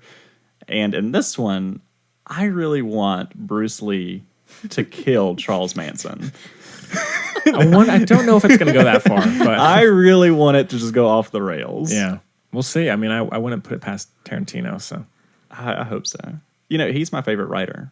Is he? Yeah, he is my favorite screenplay writer, screenwriter. Well, with that said, what's your favorite of his? Inglourious Bastards. It used to be Pulp Fiction, but I think over the years it's really been Inglourious Bastards. Yeah, it's Inglourious Bastards for me too. It's just so good. Yeah, it's a perfect film. You know, you need to see it. I know. I need to. You I need to see catch it. up. Gosh.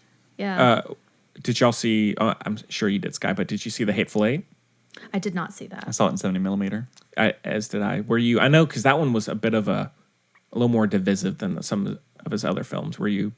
It makes me want him to do a horror film, especially that Sure. third act. Yeah. You know, with Jennifer Jason Leigh. You know, it became almost like an Exorcist kind of moment with her. But no, I loved it. I think, you know, it was very reminiscent to Reservoir Dogs. Yeah. You know, Definitely. because it's a talker. And I did want more Kurt Russell, but the way that Kurt Russell goes out is still so funny to me. Yeah. Because what I love about Tarantino is that characters that you love or actors that you love, they're not safe. Mm-hmm. They're not safe in his films. Odds are, if you like that character, if you like that actor, they're going to be dead very quickly. Yeah. And that's kind of how this worked, you know. And it had Walton Goggins in it, too, and I love me some Walton Goggins. Oh, yeah. He's Sure. so good. Where is he at? I want more of him. I don't know. He was in Ant-Man. He was in Tomb Raider as well. Yeah. I love Tomb Raider, actually. I Did hate you? nobody saw it. I liked it. I mean, I thought it was better than what people said. Yeah. Especially for a video game. Did you see Assassin's Creed? I did. What'd you think? Michael Fassbender's a good actor. He couldn't save that movie, but it was. Okay. I love the past stuff, you know, where he's it's actually an incredible. assassin. Yeah. Great stuff. And then they went to the modern day, and I was it like, kills it. "What are you doing?" I agree completely. You know, and if they would have just stuck to that formula of everything being in the past, it would have been a far better film. Yeah. But they didn't. Yeah. I forgot about it until you just said something about it. But no, I welcome. saw it in theaters. I blacked it out. Yeah, I went with my mother and my brother on opening night. Oh man. So, I mean, I'll say, I mean, I like it. It is very flawed. And Yeah. I agree with everything you just said. Yeah. But I mean, the historical stuff is incredible. It's incredible. Yeah. So It was also done by the same guy who did Macbeth, right? I love Macbeth. Yeah, great. I love Macbeth. Yeah. Great stuff. Yeah. No, I think, gosh, what's the next Michael Fassbender movie? He has Dark Phoenix coming out, which is being panned already.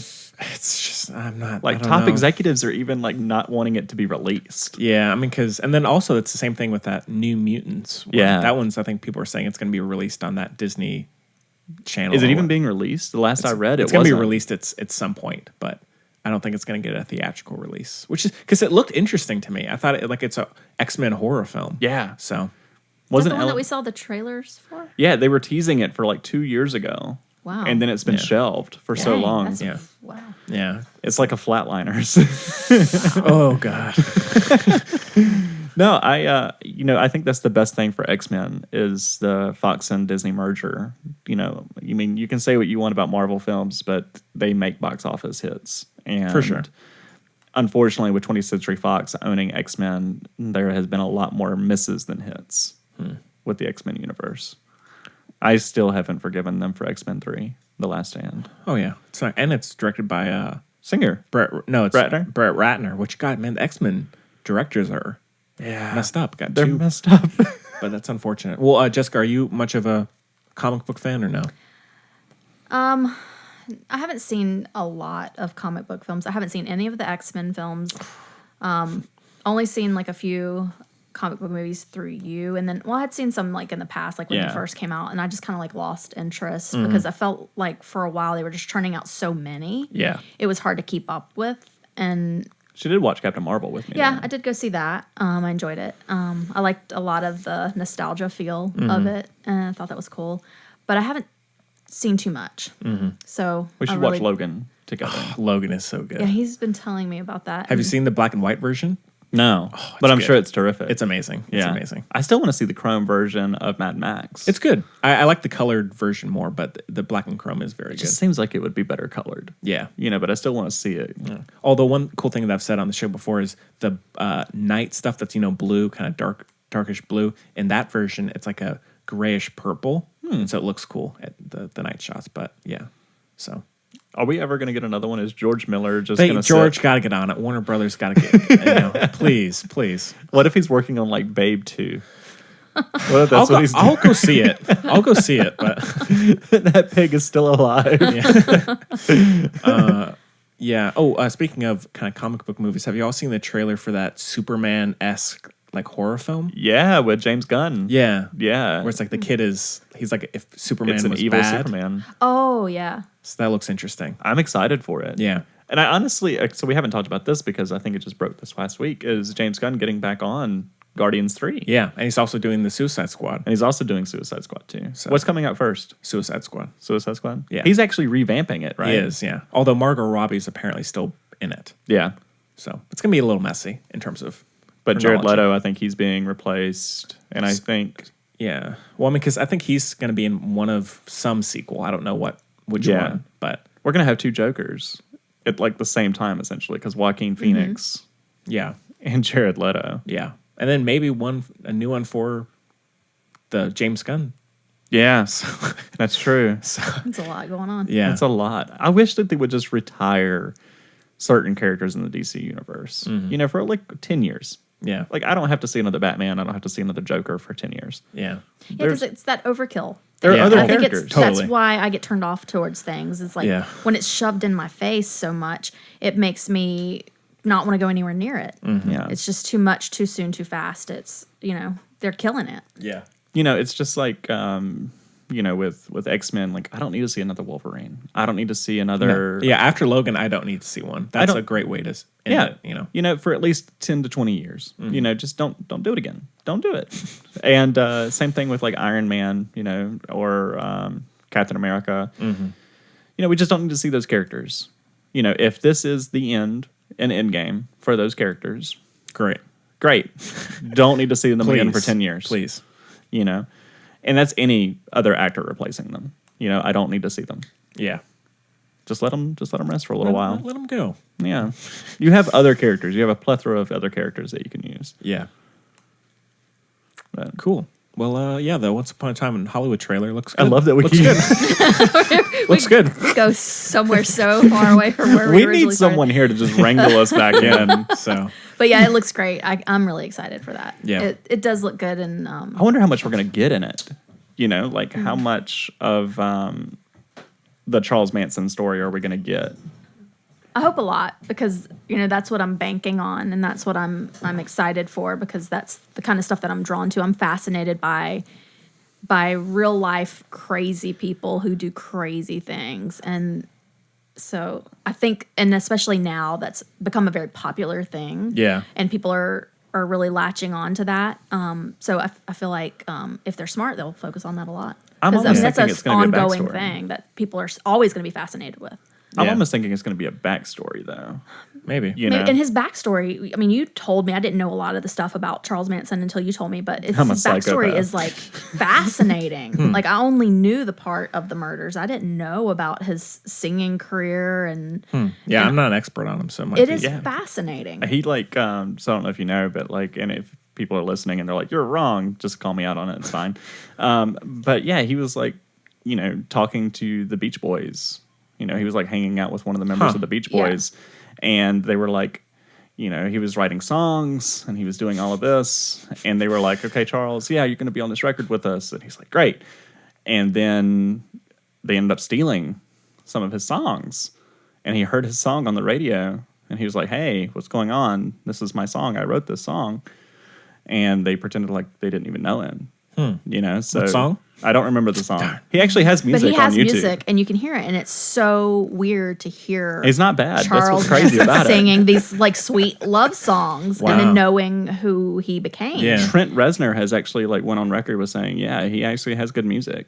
Yeah, I think, You know? what was it that they recorded like in Yeah, they recorded in Manson- Sharon Tate's house. Sharon Tate's house, yeah. That was it was like Trent him Reznor and and his band, Nine Inch and it Nails. was also with Marilyn Manson. Yeah. Back in the day. Jeez. Yeah, they No, were like he- very into that kind of thing, and it's dark. It's crazy to think that he actually was like a decent lyricist, and he actually was going to be, somebody in the music industry. Mm-hmm. And then when that happened, he flipped a switch and went crazy. You know, just a little. He went a little crazy. Just a tad. Yeah.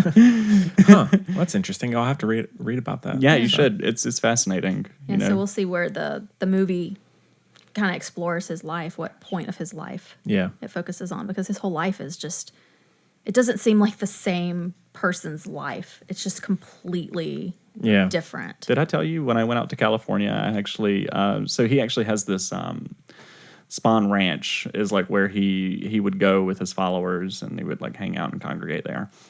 I actually sought it out when I was there in California and hiked through the woods to find this place, found it, and there's this rock where they have this infamous picture with all of his followers. I found the rock, took a picture of myself at the rock. Sick.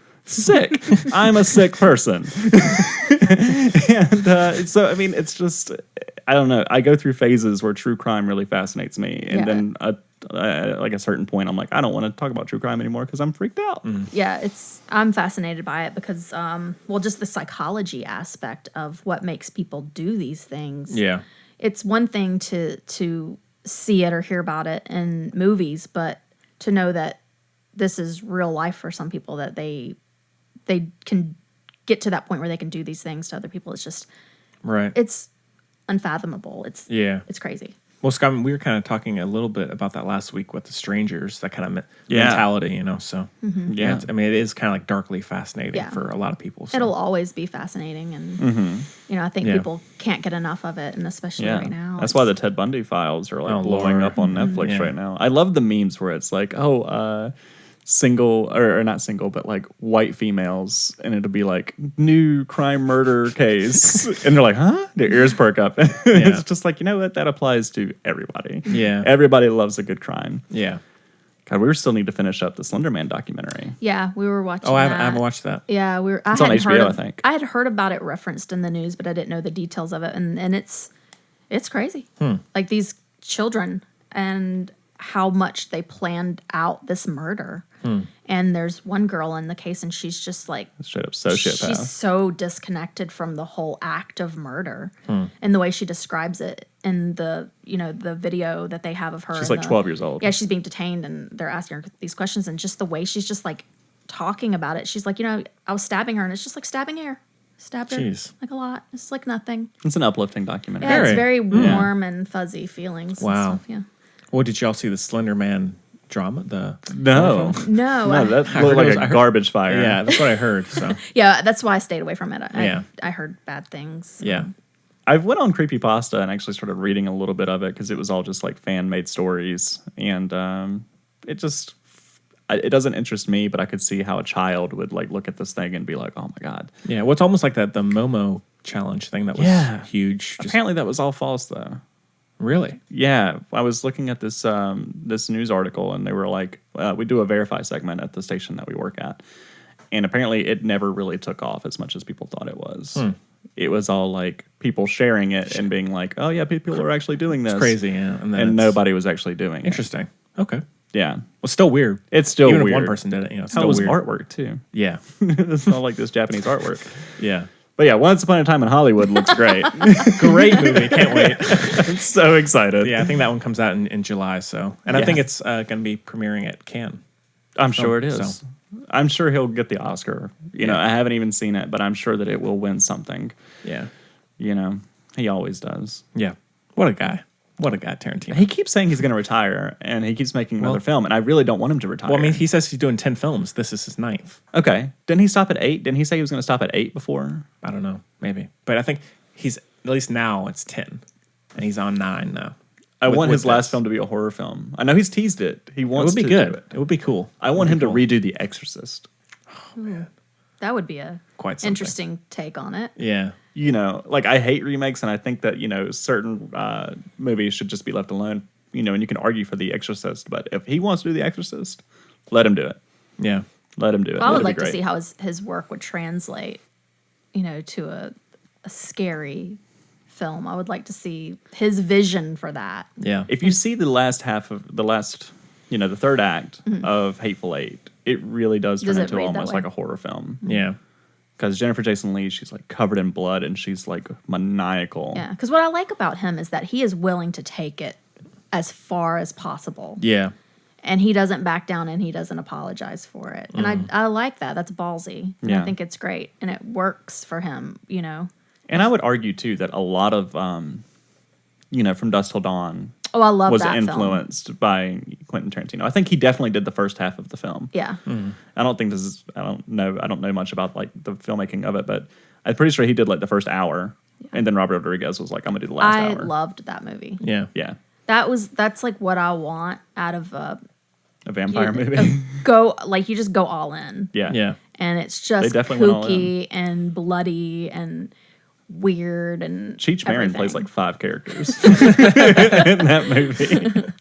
And I mean, and so he wrote the screenplays for True Romance. Yeah. Right. And then he at least He didn't like get credit for it either. I don't think. Right? Like don't he had know. to fight for it. I know he said one of his proudest writing is in that movie. It's some scene in Yeah. that. I can't remember which scene, but then he wrote or co-wrote Natural Born Killers, I think, as well. Yeah. So Oliver Stone. I'm not that big of a fan. he's got to get back into his Natural Born Killers territory. Yeah. No more Snowdens. No more. No more W's. So I did like W though. Did you? I did. Okay. I thought it was fun. Yeah. He was crazy. It really showed George Bush to be crazy. Yeah. Oh yeah. Yeah. Fair enough. But I love Josh Brolin too. Yeah. Have you seen Savages? I did. I love Savages. As do I. Yeah. I really enjoyed it. It's one of those I keep forgetting about though. Yeah. But when it came out on, I saw it in theaters, and then when it was released on Blu-ray and DVD, I bought it immediately, and I honestly think it's just been sitting on my shelf. Mm-hmm. But I loved it. Yeah. Great movie. I love how the ending is a middle finger to the audience. Yeah. And I read the novel, or I listened to the audiobook of it, and it's very good. Nice. It's very over the top and funny. Nice. So, yeah, it's good. Have you considered doing audiobooks? I haven't. Apparently, there's like a big market for it. I don't know how how one gets into the narrating of audiobooks. I don't know. I was going to start off small and do like Dr. Seuss. Okay. Like 1 fish, 2 fish, 3 fish. Let me know how that goes. I will. If there's a market there, I'm in. So who knows, Sky? Want to be like 5-minute books. Yeah, Sky, in 10 years, it's going to be huge. Yeah, I'm excited. Yeah. I'm excited. So, okay, well, cool. I guess we can move on into some listener questions. So the filmbudspodcast@gmail.com is the address that you can reach us. Also on Twitter at filmbuds and on Facebook and on Instagram. So we're everywhere. So please, if you're a new listener or if you've been listening for a while, please send us any questions, comments, criticisms, whatever, So the first one we got is, I was telling Sky beforehand, we did get one that included both him and Jacob, but we'll save the one for Jacob next time he's on. So this one is from Samantha in Portland, Maine. So cool. She says, "Hi, film buddies. Great show last week. Would love to have those guys on more often." There you go. Just in case, here are some questions that they may be able to answer the next time they're on. Sky, since you seem to be a pretty big John Carpenter fan, what would you say are the first films of his to watch if I haven't seen any? Ooh. He's a blind spot in my watch list, and I figured I would ask your advice. Also, what's the main reason you are so fond of his works? Thanks to everybody for keeping the show up and going. That's a good question. Yeah. But yeah, we'll answer the one with Jacob the next time he's on. So yeah, we'll put it in the bank. Okay. But Sky. For me, John Carpenter, you should probably start knowing that you're watching some films that are a little dated. Mm-hmm. If you've been conditioned to watching these new horrors, you really got to take a step back and really appreciate filmmaking from the 1980s, even late 70s. Mm-hmm. So giving that, I wouldn't start off with Assault on Precinct 14 or whatever. 13? 13, that's it. And I would probably start with Halloween 1. Great film. And then I would jump into The Thing and just be aware with The Thing that what you're getting into it's a lot different. It's much more different than Halloween. Listen to our review of it. Yeah, last listen week, to our review, which you did. Yeah. And and then I would probably go to The Fog, because I really enjoyed The Fog. I love The Fog. I really love The Fog. It's creepy. Pre-Pirates of the Caribbean. Yeah, it's very pretty too. It's a very pretty film. Yeah. I love how he did the pirates. That's right. You heard me say pirates. There's pirates. Love pirates. And I really love Escape from New York. A lot of people don't really appreciate it as much as I do. I like it. I like it a lot. I love Kurt Russell. So if you're a Kurt Russell fan, Snake Plissken is a great character. And you can see how many films have been inspired by that style and that concept. So. Yeah, it's definitely inspired a lot of films today. And then, you could experiment further with what he wants, with what he did. His films kind of, for me, I think they do drop off in quality a little bit. I love John Carpenter, but like I hold him to a standard. And, his films definitely do take a hit after that one. In the Mouth of Madness is weird. You could probably skip that if it's too weird for you. I love Vampires. Vampires is a great 90s film with James Woods. And it's fun. It's campy. It's fun. Do not take it seriously, and you'll have a great time. Probably have some drinks if you're able to drink. And if you're not, don't consume alcohol. It's bad for you. Yeah. Drinking is bad. Drinking is bad unless you're over 21. I think what for me is he pioneered the horror industry, at least for me. Tobe Hooper came out and he did Texas Chainsaw Massacre, and of course we had George A. Romero with zombies. We had Alfred Hitchcock with Psycho. But for me, John Carpenter, he really established the horror industry, horror filmmaking. And I think that if you really study film and you look at those films, especially those, you can definitely see how he has inspired so many filmmakers. Yeah. Well, I mean, he did kind of help to popularize the kind of genre movie in a way, so. Yeah, he did. Definitely had an effect. And he does it with a small budget. He has familiar actors in all of his films. If you've seen one of his films, you'll probably see them in other films that he's done. Which is another trend almost. It's a trend, so. yeah. You see Judd Apatow doing that with his troupe. Quentin Tarantino does it with his films. Yeah. And his music. Mm-hmm. Like you can tell that when he makes a film, he is all on board with that film, whether it's good or bad. And for me, that's something that's very good. I compare him with Wes Craven. Because they came out around the same time. Very similar. They have very similar styles. I don't know if they were friends or if they were like combatants, but I really feel like they were like the Fox and Disney at the time. Yeah, kind of, yeah. They were like, I'm going to make this movie, I'm going to make this movie. I think a lot of their stuff gets kind of like confused. They do. Between the two, yeah. Like people will be like, oh, that Wes Craven film, The Thing. And I'm like, whoa. Yeah. Or John Carpenter's Nightmare on Elm Street. And I'm like, nope. Yeah, it's easy. Nope. Easy to do that. Right. And for me, John Carpenter, he had some good visions, and he took them and he made some great works. So if you're really starting to get into John Carpenter, I would suggest going that way and looking at it in a historical way. Yeah. Well, Jessica, are you much of a fan of his or any of his films, or it's like Halloween or The Thing? And I went back and I watched Halloween again after we watched the new one, and it's like completely different. It is, than the new one. Like it's so like the new one is just like bam, bam, bam. A lot of stuff's happening, and then you watch the old one, and it's like you said earlier about the other film we were talking about. It's a slow build, and you've got that, that just that uneasiness throughout the film, but not a whole lot is being thrown at you. Mm-hmm. And then when you look at the other movies that are out during that time, like I went back and I rewatched the first Friday the 13th. It's the same way, and it's that kind of style where it's like just enough to where you're kind of watching it through that character's eyes, and it brings you into it where you feel like this is happening to you as well while you're watching it. And I like that style, and I like that it's very, compared to today's films, it's it's low key, but it resonates. Yeah, totally. Well, you also, we're going to go back to Halloween, is, he gave Nick Castle, at least, he gave Michael Myers personality, and that's something that you didn't really expect. You have like this serial killer who's going around, and I don't know if he was a serial killer. I guess you could say he was. Yeah.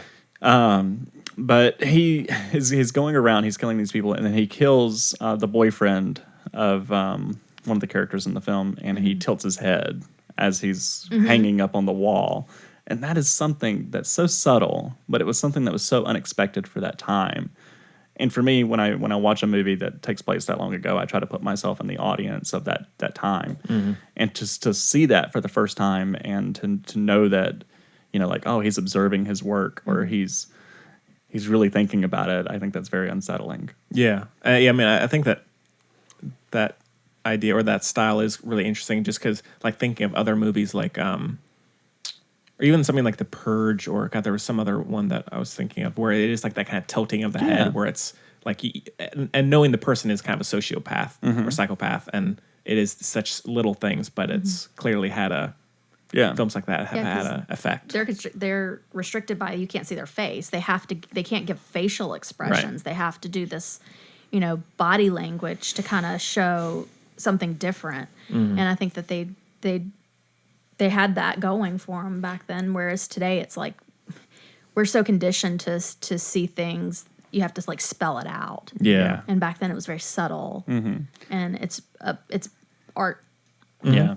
Yeah. That being said, if you do watch Halloween and you make a drinking game out of it, there's a great horrifying drinking game that you can make out of that movie, where you take a drink every time that you see Michael Myers standing and no one notices him. You will die of alcohol poisoning. Because people will be walking and he's just standing there like creepy. Yeah.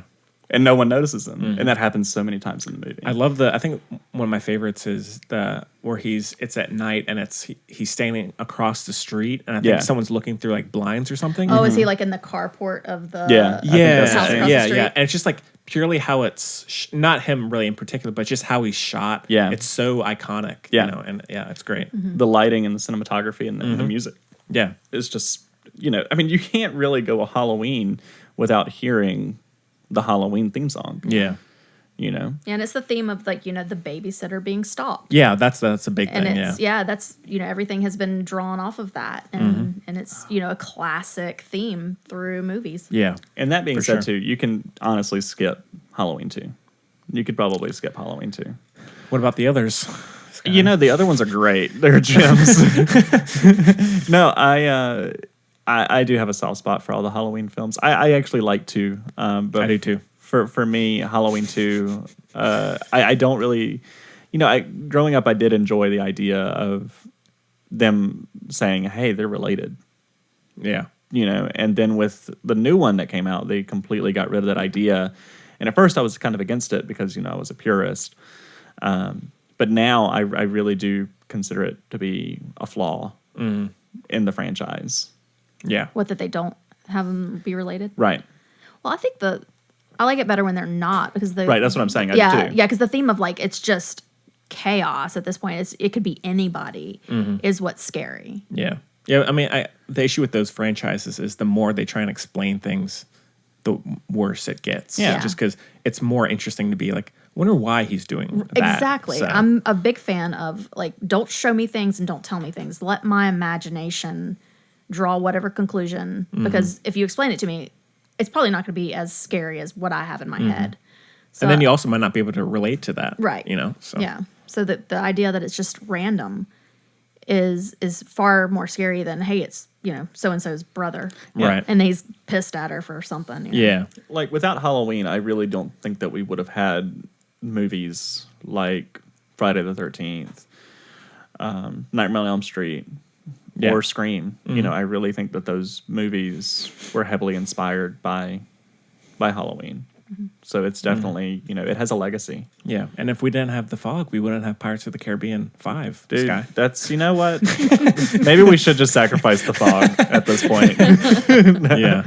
Yeah. No. So, And also with John Carpenter, just go in expecting to have fun because his films, even if they're like quote unquote scary, they're just pulpy kind of fun movies. And they sound great. Yeah. They're sound creepy Sound great, music yeah. and everything. What's the name of that movie? Showdown in Little Tokyo? No, that's not it. That's a different movie. Big Trouble in Little China. Yes. Oh, I like that.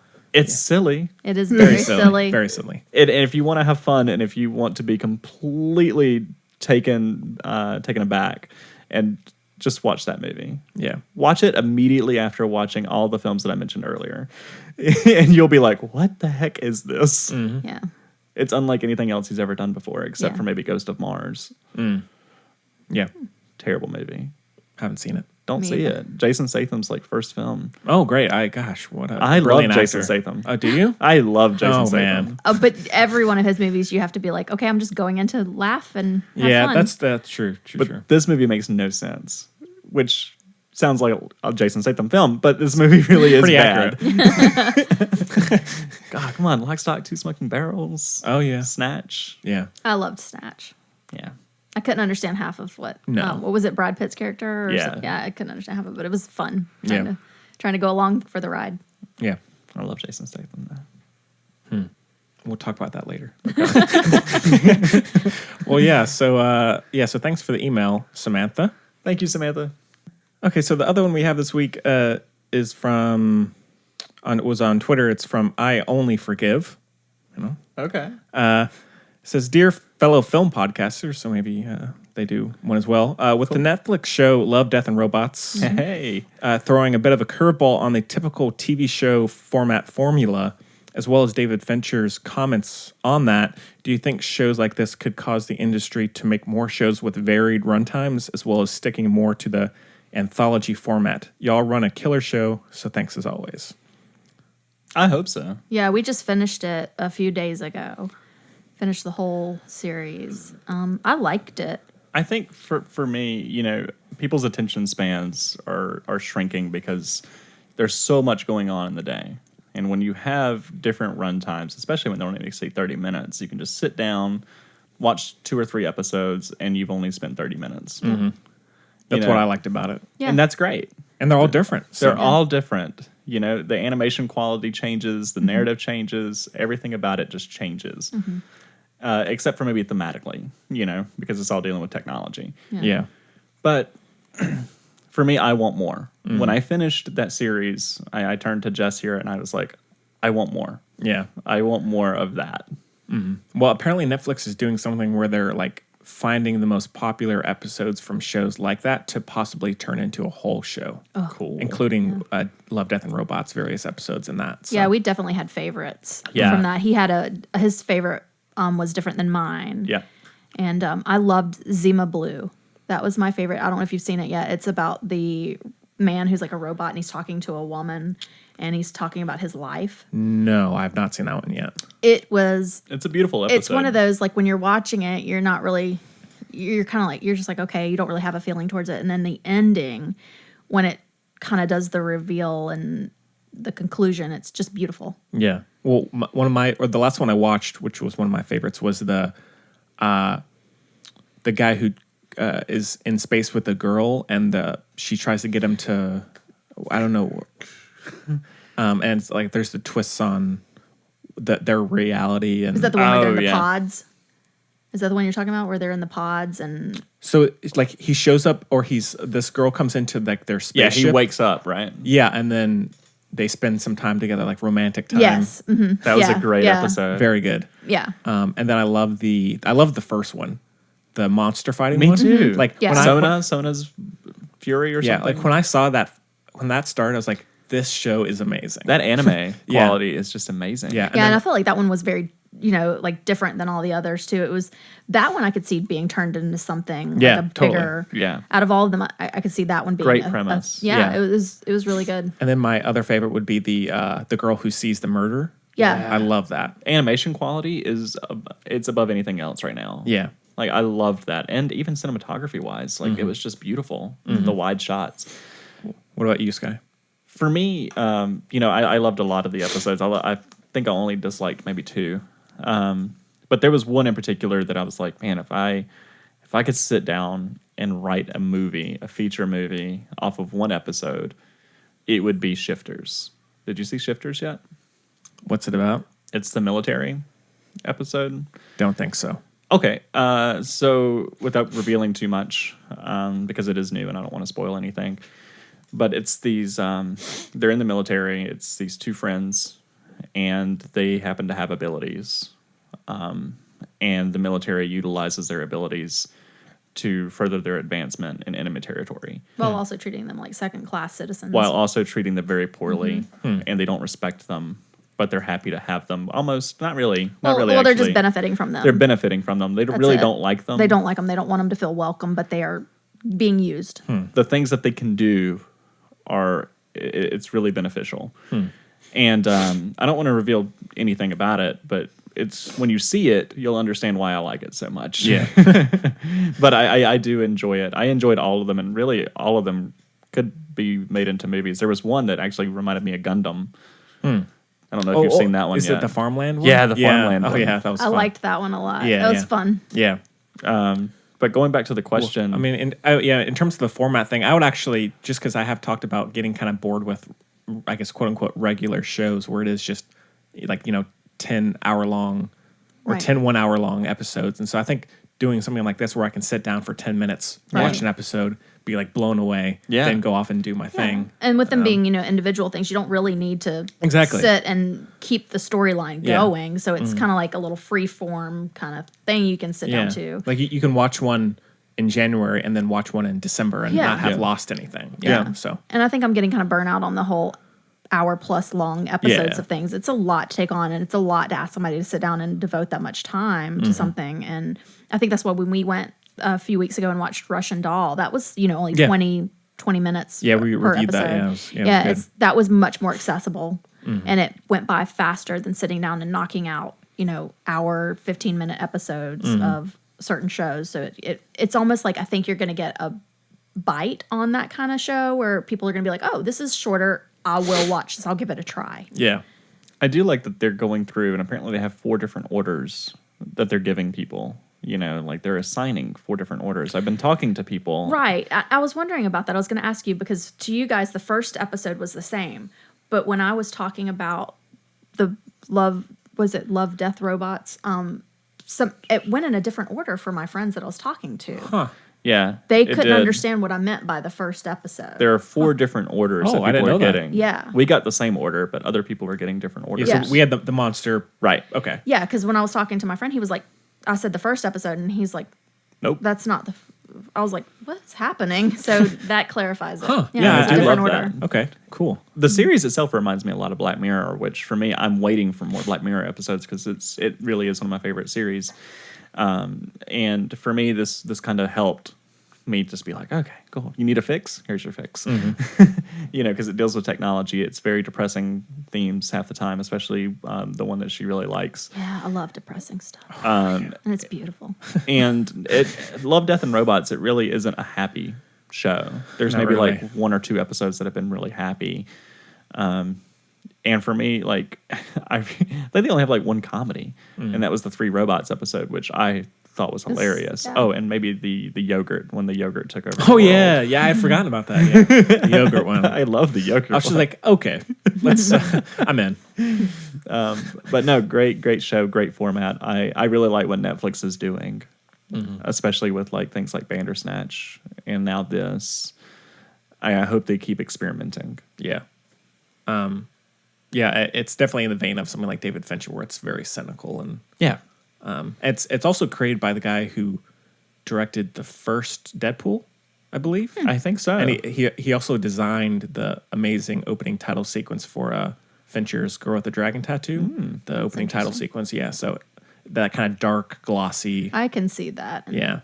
So we're gonna kind of divert topics again because that's what we do that's here. fine. That's what we do. No. And did you see the new Girl with the Girl in the Spider's Web? I did, yeah. Well, how was it? Because I know that you're very much a David Fincher fan. Oh, well, it is directed by the guy who did Don't Breathe. Oh, it is? Yeah. Yeah. I wish Fincher had done it, but it's okay. Right. I knew that. That's why I didn't know if you would enjoy it. It's watchable. It's trying to be like Jason Bourne. Like they turned That's her, what it felt like. Yeah, they turned her into an action character, which is not at all what she is. That's not what she is. No. Yeah, and so I mean, it's if you have no attachment to it, or even if you do, it's perfectly entertaining, watchable movie, but it's nowhere near the interest of the original Swedish ones or the. That's the only Fincher. one I've seen is the Swedish one. Yeah, And he's done with that series, right? Like I wish Fincher I. is. Well, when it first came out, the Fincher one, it was supposed to be a whole trilogy, and they had assigned him and Rooney Mara and Daniel Craig to do 3. Right, and they did 2, right? They just did the one? Yeah, just because it didn't make enough money, I guess, and then they scrapped it, which is so annoying. Yeah. And I think with the Spiderweb one, wasn't that the book where the original author died It's the halfway 4th through? book, and so it was written by someone else. Yeah, because they had to So- finish it because the guy he died while he was writing it. Yeah, and so it's very chronologically weird, but I mean it's fine, Yeah. It's a time waster. So, but yeah. Well, anything else about Love, Death, and Robots? yeah, No, just or watch the it. format? Or the format of it, rather. But yeah, I mean, the show itself is great, and I love the format because, like I said, the times that they have for it and the order change, I think it's just brilliant. Yeah, the order change thing is very Yeah, interesting. yeah. And in terms of anthology series, I love an anthology series where I don't have to commit to a character Right. and then they're gone in one episode. Yeah. There are so many series where I'm like, okay, well, I want it to be a one season and done. Stranger Things. Let's take Stranger Things, for example. When Stranger Things ended, I was like, okay, great. I want this to be an anthology series. I want season 2 to be new characters, all that stuff. And then they didn't. And they were like, no, we're going to keep bringing these characters back. And for me, season 2 wasn't as good because of that. I think with the way Stranger Things could work is if it was an anthology, then it would be, and you can do anthology seasons, kind of like Haunting of Hill House, Right. where the next season is going to be a whole different cast, whole different setting. And same thing with American Crime Story. There's OJ, and then the next one was the Gianni Versace assassination. So So if you I feel like that could be what shows are going towards. yeah, Because there is a lot of success in that. I wish more movie franchises would do that as well. Yeah. Kind of something like almost like Fantastic Beasts or something where it's like you kind of drop the overarching narrative and it's just a singular individual story each time. I think that's what they're doing with Star Wars after this Yeah, one, right? yeah, kinda, After yeah. this last one. Yeah. I know they're going to a different... Because it's like...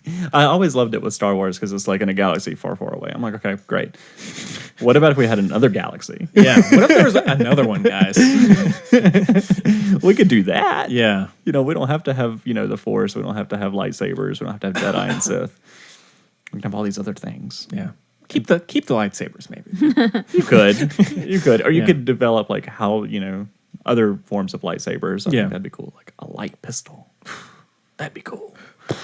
We're gonna have a light nuclear bomb. Yeah. The series is writing itself, Sky. It's. I think we're onto something. Yeah. Well, cool. All right. Well, thanks again for the emails, y'all. And again, feel free to send us any questions or comments on social media or through the email. And all of that is in the show notes. And so you can get those links really easily. So I guess we can just end off with our picks of the week. So just kind of, have y'all been watching anything good? Oh. Oh goodness, what have we watched? Well, I fell asleep during Yeah. the movie last night. That's my theme.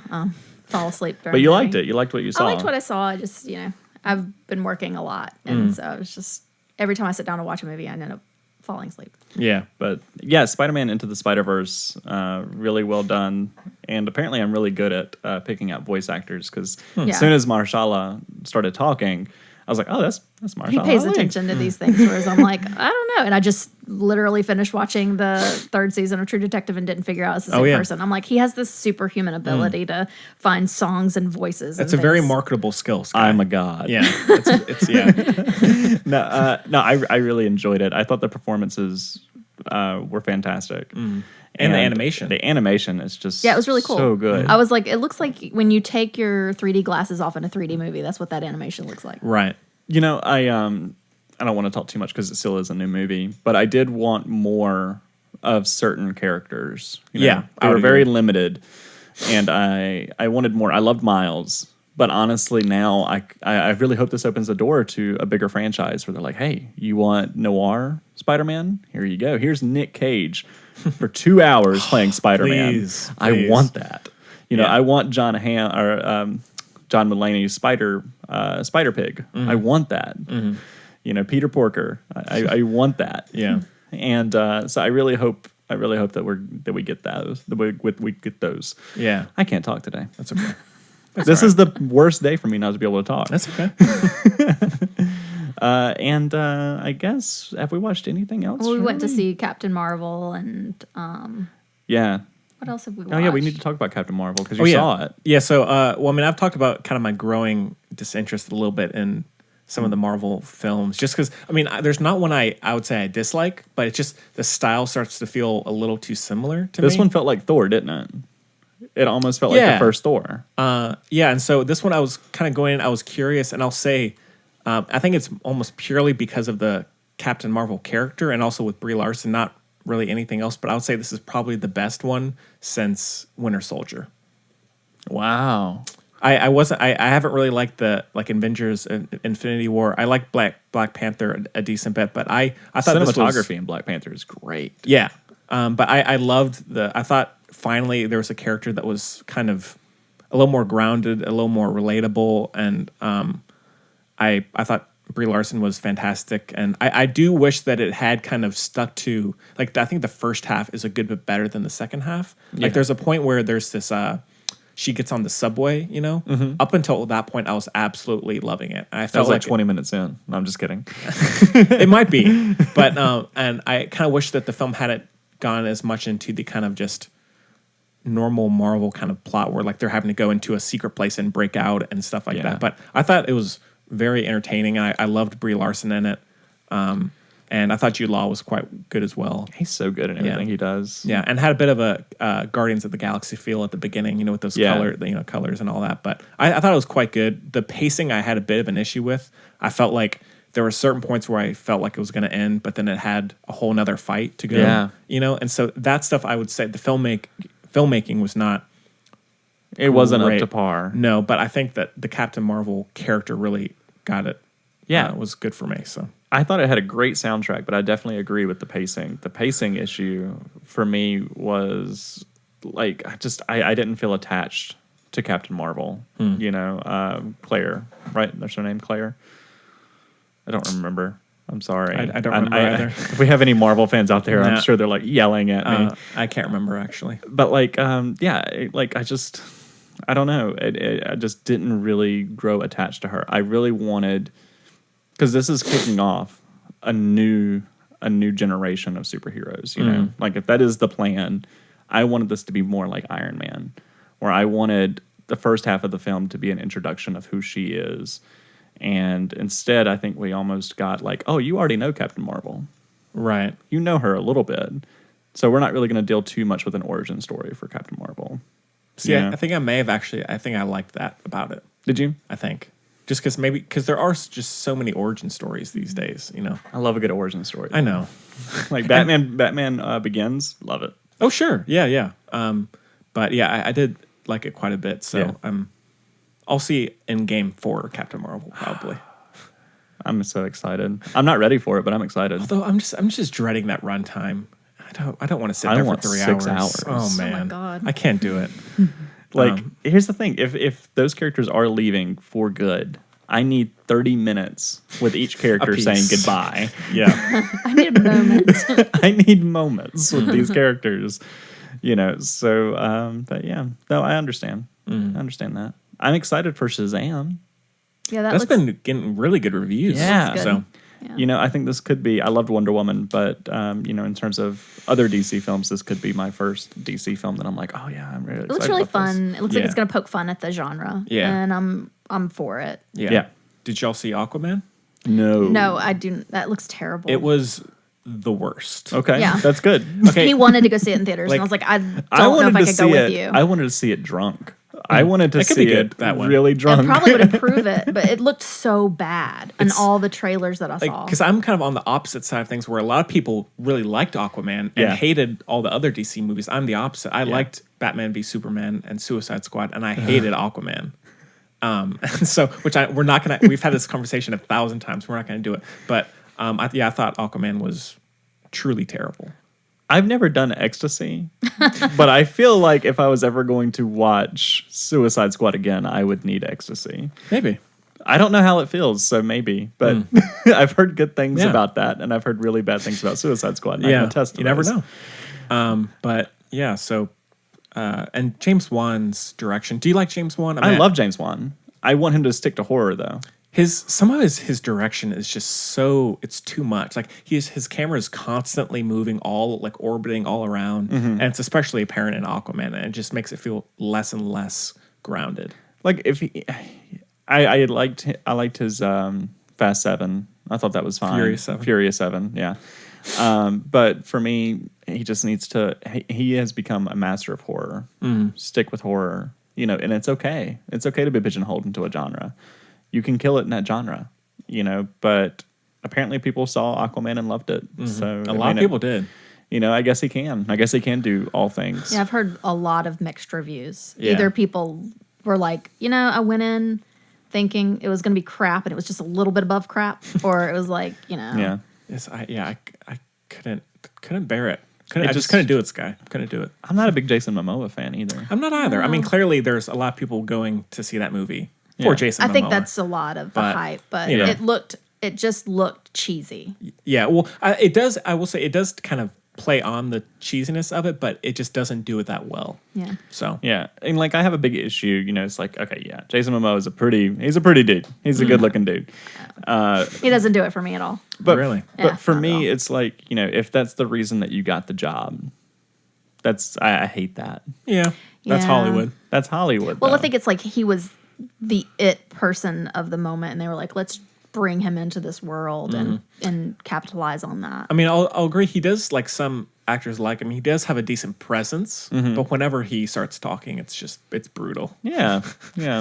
And it's fine. I'm sure he will get better. He seems like sure he will a get lovely better. man. Yeah. But, it's better to be seen than heard from him. Yeah. And people see the same thing about Leonardo DiCaprio. They're like, oh, he's just a good looking dude that can't act. See, I'm not. But I love it. Yeah. I think he's great. I think he is too. I'm not a fan. That's why earlier I said he's overrated. I've just never found something that I've connected to with him. He's never drawn me, except for What's Eating Gilbert Grape. He was fantastic in that. And I felt like he was, he dared to go there and he did a fantastic job. But everything else has been like, meh. I don't know. He's this guy that I feel like people at the moment were like, he's the hot new thing and we're going to put him in everything.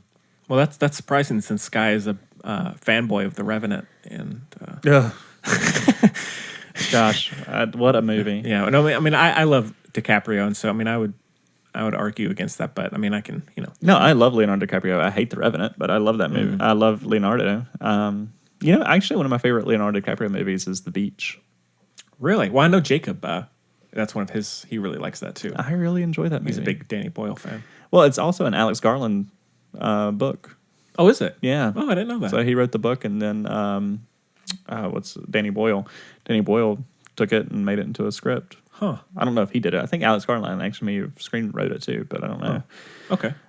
We did see Fantastic Beast. Yeah, we watched the new Crimes of Grindelwald. I rewatched that actually. So yeah. Yeah, we watched that because we were debating on whether to go see it when it was out in theaters, and I think ultimately we just never got around to seeing it, or we were hearing reviews that were mixed. Yes, very mixed. And so we finally sat down and watched it. And for me, I didn't think it was as bad as what people were saying. I actually liked it a lot more on rewatch. I didn't like it in theaters as much. Fantastic Beasts too. I felt like it was more compelling. It was more visually stuff going on. I mean, in the first one I liked the animals. That was the only thing that really got me in that one. But this one, I didn't think it was as bad. I do feel like there was a lot going on and a lot they just kind of left to the side and plot wise.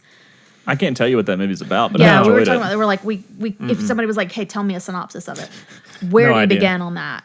It's hard. It's a bunch of scenes mashed together. Yeah, but visually, I was very entertained. Yeah. That being said, I don't know if it was a good movie because of that, but I did enjoy what I saw. I mean, I can see why some people didn't like it, just because it's probably the least Harry Pottery, which is fine.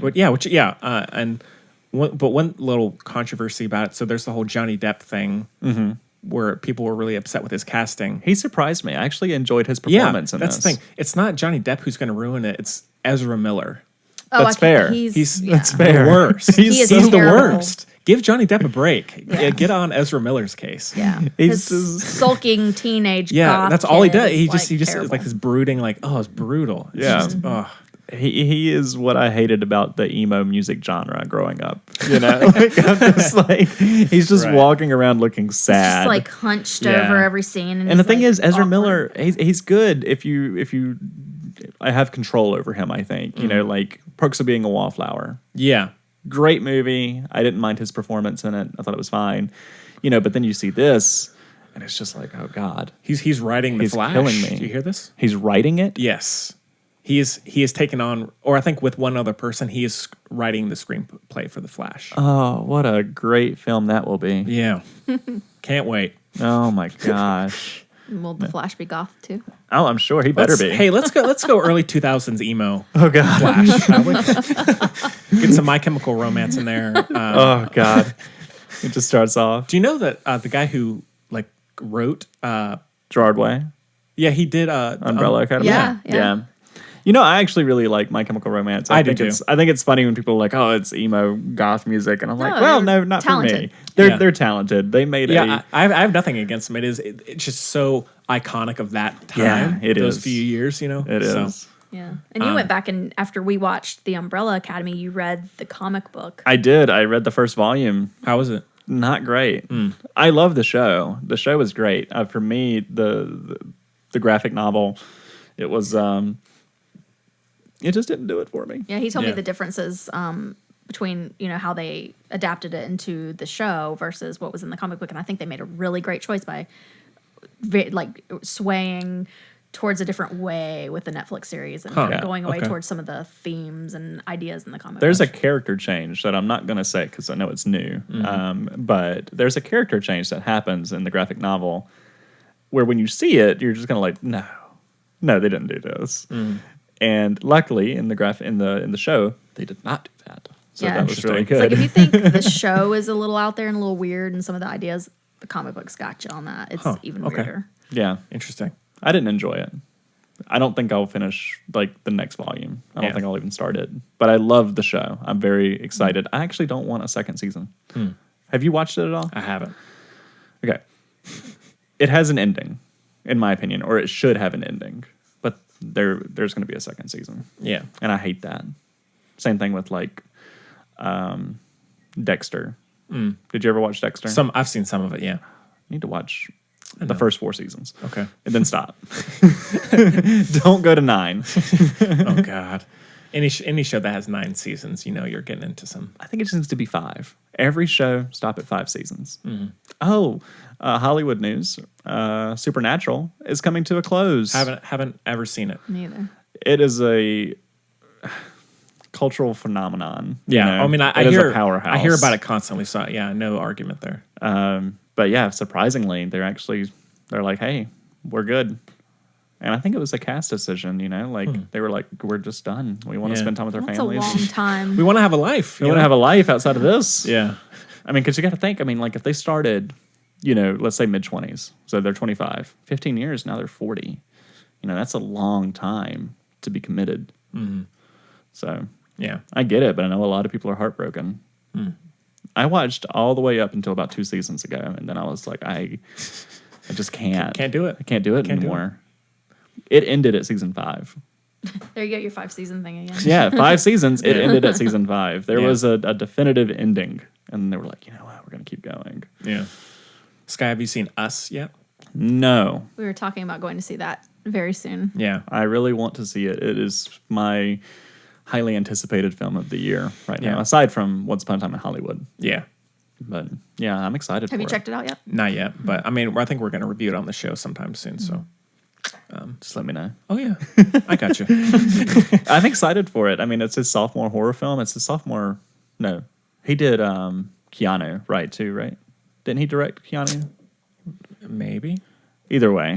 He was involved somehow. It is his sophomore horror film, and I'm very excited for it because Get Out is one of my favorites. Yeah. I love the memes that have been, you know, come from Get Out. Yeah. Cool. Yeah. I'll mention I watched Captive State. Have y'all heard about this? I haven't heard of that. It's this new alien invasion film by the guy who directed Rise of the Planet of the Apes. That's right. Which I really liked. And so this one, it stars John Goodman and the teenage version or teenage actor in Moonlight. And it's about a alien kind of, what do you call it? When they have invasion? Invasion, and when they have control, like when they're like running the society. What's the term for that? When an alien race. Occupation, Okay. yeah. And where they're essentially like running the government of Okay. the U.S. pretty much. Cool. And it's kind of in this, I'd put it in terms of style in the vein of something like Children of Men. Mm-hmm. It's very subdued and reserved, and it's kind of about the rebellion of the humans. And I was curious because I do like Alien Invasion and I do like Rise of the Planet of the Apes, but like it got so incoherent so quickly. I could not believe it. Like we were talking about leaving movie theaters. I was so ready to leave. Wow. Like it started off okay, but it's so poorly edited and it throws in so many characters who you don't know anything about, and it was brutal. And I was kind of looking forward to it because it was like a dark, mysterious alien invasion movie, but it is brutal. I want to read about it real fast. Yeah. Has a 46 on Rotten Tomatoes and 5.7 on IMDb. Yeah.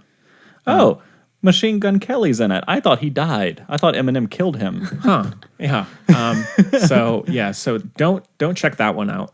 And then I was telling Sky, I've been binge watching Mobile Suit Gundam Wing from the 90s, which is kind of what I grew up with, and it's just I'm realizing why I loved it so much and why I still love it is it's just all out warfare all the time with big like mecha robot suits. It's amazing. Yeah. I really enjoyed G Gundam. Did you watch that? I haven't one? seen that yet. No. That was the one where they were in space. It was great. I think they're all like kind of in space, but this one, it was almost like a tournament, and I love tournament based animes.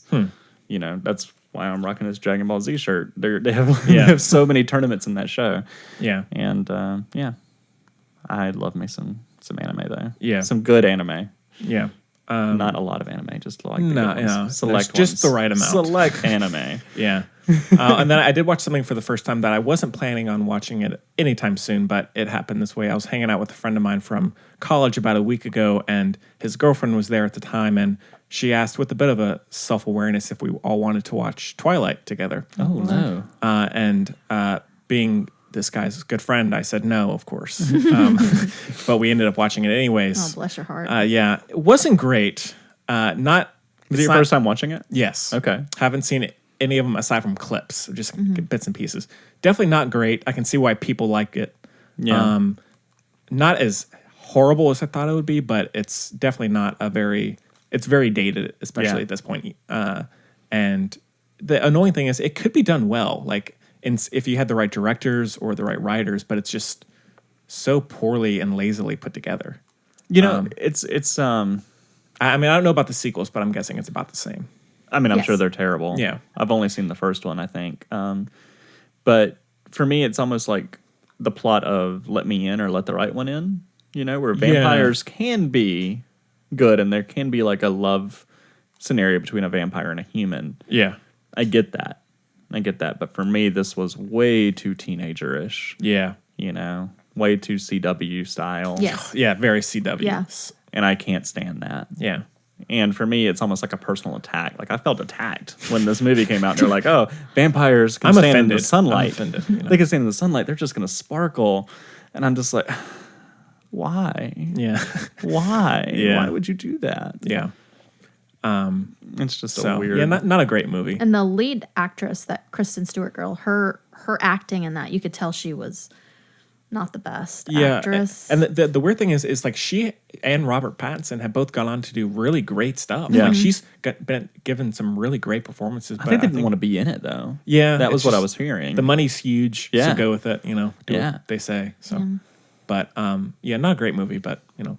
Yeah. And then lastly, I rewatched The Girlfriend Experience by Steven Soderbergh. Have you all seen this? I've heard of it, but I haven't seen it. Yeah, so this is one of his more like kind of personal films, like Unsane or even that basketball movie he just did recently that's on Netflix that was shot on an iPhone Oh yeah, that's right. I remember which that. Unsane was also shot on an iPhone. But this one came out, I think, in 2009 maybe, and it's actually the lead actress is a porn star, actually, and so it's shot in the way that I guess it would be like on an iPhone. It's kind of predates that style, but it's about like a high level or high class escort in New York, or call girl, whatever you want to call it. I don't know. And it's essentially just about her going through her daily life, and it's pretty plotless, but it's a really odd but interesting look at this world, this kind of very weird, strange world, and it's kind of documentary style esque, and I mean I can see why it's not a film for everybody. It's very subdued and weird, but it's a really interesting film, especially from someone like Steven Soderbergh, who can do that and then do like Magic Ocean's Mike. Which I love. I love Magic Mike, and like Ocean's 11, and he did Pleasantville. Did he? Yeah, apparently. Huh. I liked that movie. I love Pleasantville. It was very beautiful. Yeah. But it's an interesting film if you can find a way to watch it. I keep forgetting about Steven Soderbergh for some reason. I guess because he's so prolific and he does so many different things. But I forgot he did Logan Lucky, and I really enjoyed. Yeah, he's been talking to me about that. Logan Lucky. Yeah, he's like, you need to see that. And whenever we are It's scrolling fun. through movies. Yeah, it's a fun movie. So yeah, I mean, if you like Soderbergh, or if you liked some of his more kind of personal films, maybe check out the Girlfriend Experience. Yeah. But yeah, might be about it, I guess. Yeah, I think so. Y'all, anything else? Music, books? Any recommendations or no? Radiohead has a new song out. Oh, really? We listened to it yesterday. Yeah. I don't remember what it's called, like Ill Wind or something like that, I think. And it's very reminiscent to when they were like the OK Computer days, and I'm all about that. So yeah, I'm pretty happy about that. And then we were listening to the Carano and Danger Mouse album. Oh. It's very good. Interesting. Yeah, she has a song out now for the new Hannah series on Amazon. She is a cover of Despite All My Rage. The Smashing Pumpkins song. Yeah. Oh, okay. Yeah. What is it? Disarm? Is that it? Is that the name of it? I can't remember which. It came up on my Spotify, and I can't remember which that song has been now. covered up so many times recently, like with Rampage. Kid Cudi did it. I didn't see Rampage. You didn't see Rampage? No. Okay, you missed out on a great cinematic experience. No, look, I'm down for like the giant wolf. Yeah, I'm gonna see it for that. But I haven't taken the time. Go in with no expectations, and you'll be satisfied. Okay. Because it's wild. Yeah. And I wish that Jeffrey Dean Morgan, he's in it.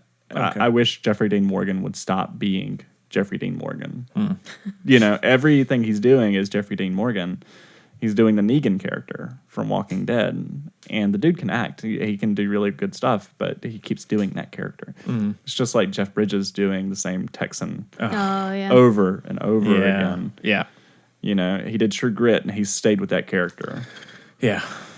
So. And we did watch recently the Bad Times at the El Royale. Royale. Have you seen that? I did. What did you think? I didn't like it. Oh, I liked enjoyed it. It was kooky. You didn't know what was going to happen. It was an hour too long. It was very long.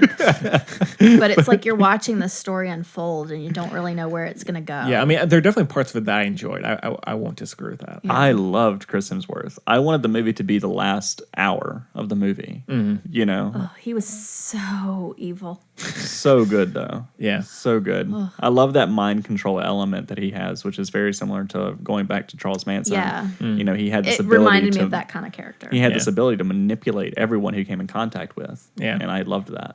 Yeah, well, it did feel very Tarantino-y. Yeah. It did. Yeah. But I was expecting more, I think, from his name is Drew Goddard, right? The director? Yeah, who did Cabin in the Woods. And The Martian. Yeah. I really wanted more from that. Yeah. But at the same time, I still enjoyed it. I love John Hamm, too, though. Yeah. Can't go wrong. Can't go wrong with John Hamm. With the ham. The ham. So. Peter Porker. So, no, but yeah, so I guess that might be about it. Yeah. Anything else? No, I can't think of anything. Final thoughts? Well wishes? No, thanks for having me, man. I really appreciate it. And, anytime you need some people. Yeah, so I guess that does kind of bring us to an end, but Yeah, so I guess the next show more than likely will be about us. If we can get y'all on, if possible, great. If not, we'll get you on for something else, and maybe see if we can get Jacob back on too at some point. Are you gonna do like Us and Get Out? What are your two movies? I don't know. Oh man, could be anything. Oh. Could be anything. I didn't see that movie. Is that John Cusack? Sounds like a John Cusack film. Oh my goodness. It's almost like the sequel to Say Anything. Yeah. Oh, Give me anything. Say anything. Please. But yeah, so stay updated on or follow us on social media, and you can stay updated with all that jazz. But yeah, guys, thanks again for driving out and taking the time. I kind of saved the day, because my co-host has been pretty busy lately, so it's been fun. Yeah, it has been fun. But Also, I think your dog is the thing, since we were talking about that last year. Yeah, she's kind of become our other co-host. She's kind of stays in here, and just so the listeners are aware, this was a bulldog, but now is a border collie. Yes, she's changed. But on that note, we hope you enjoyed it as much as we did, and we'll see you next week. Bye. Bye.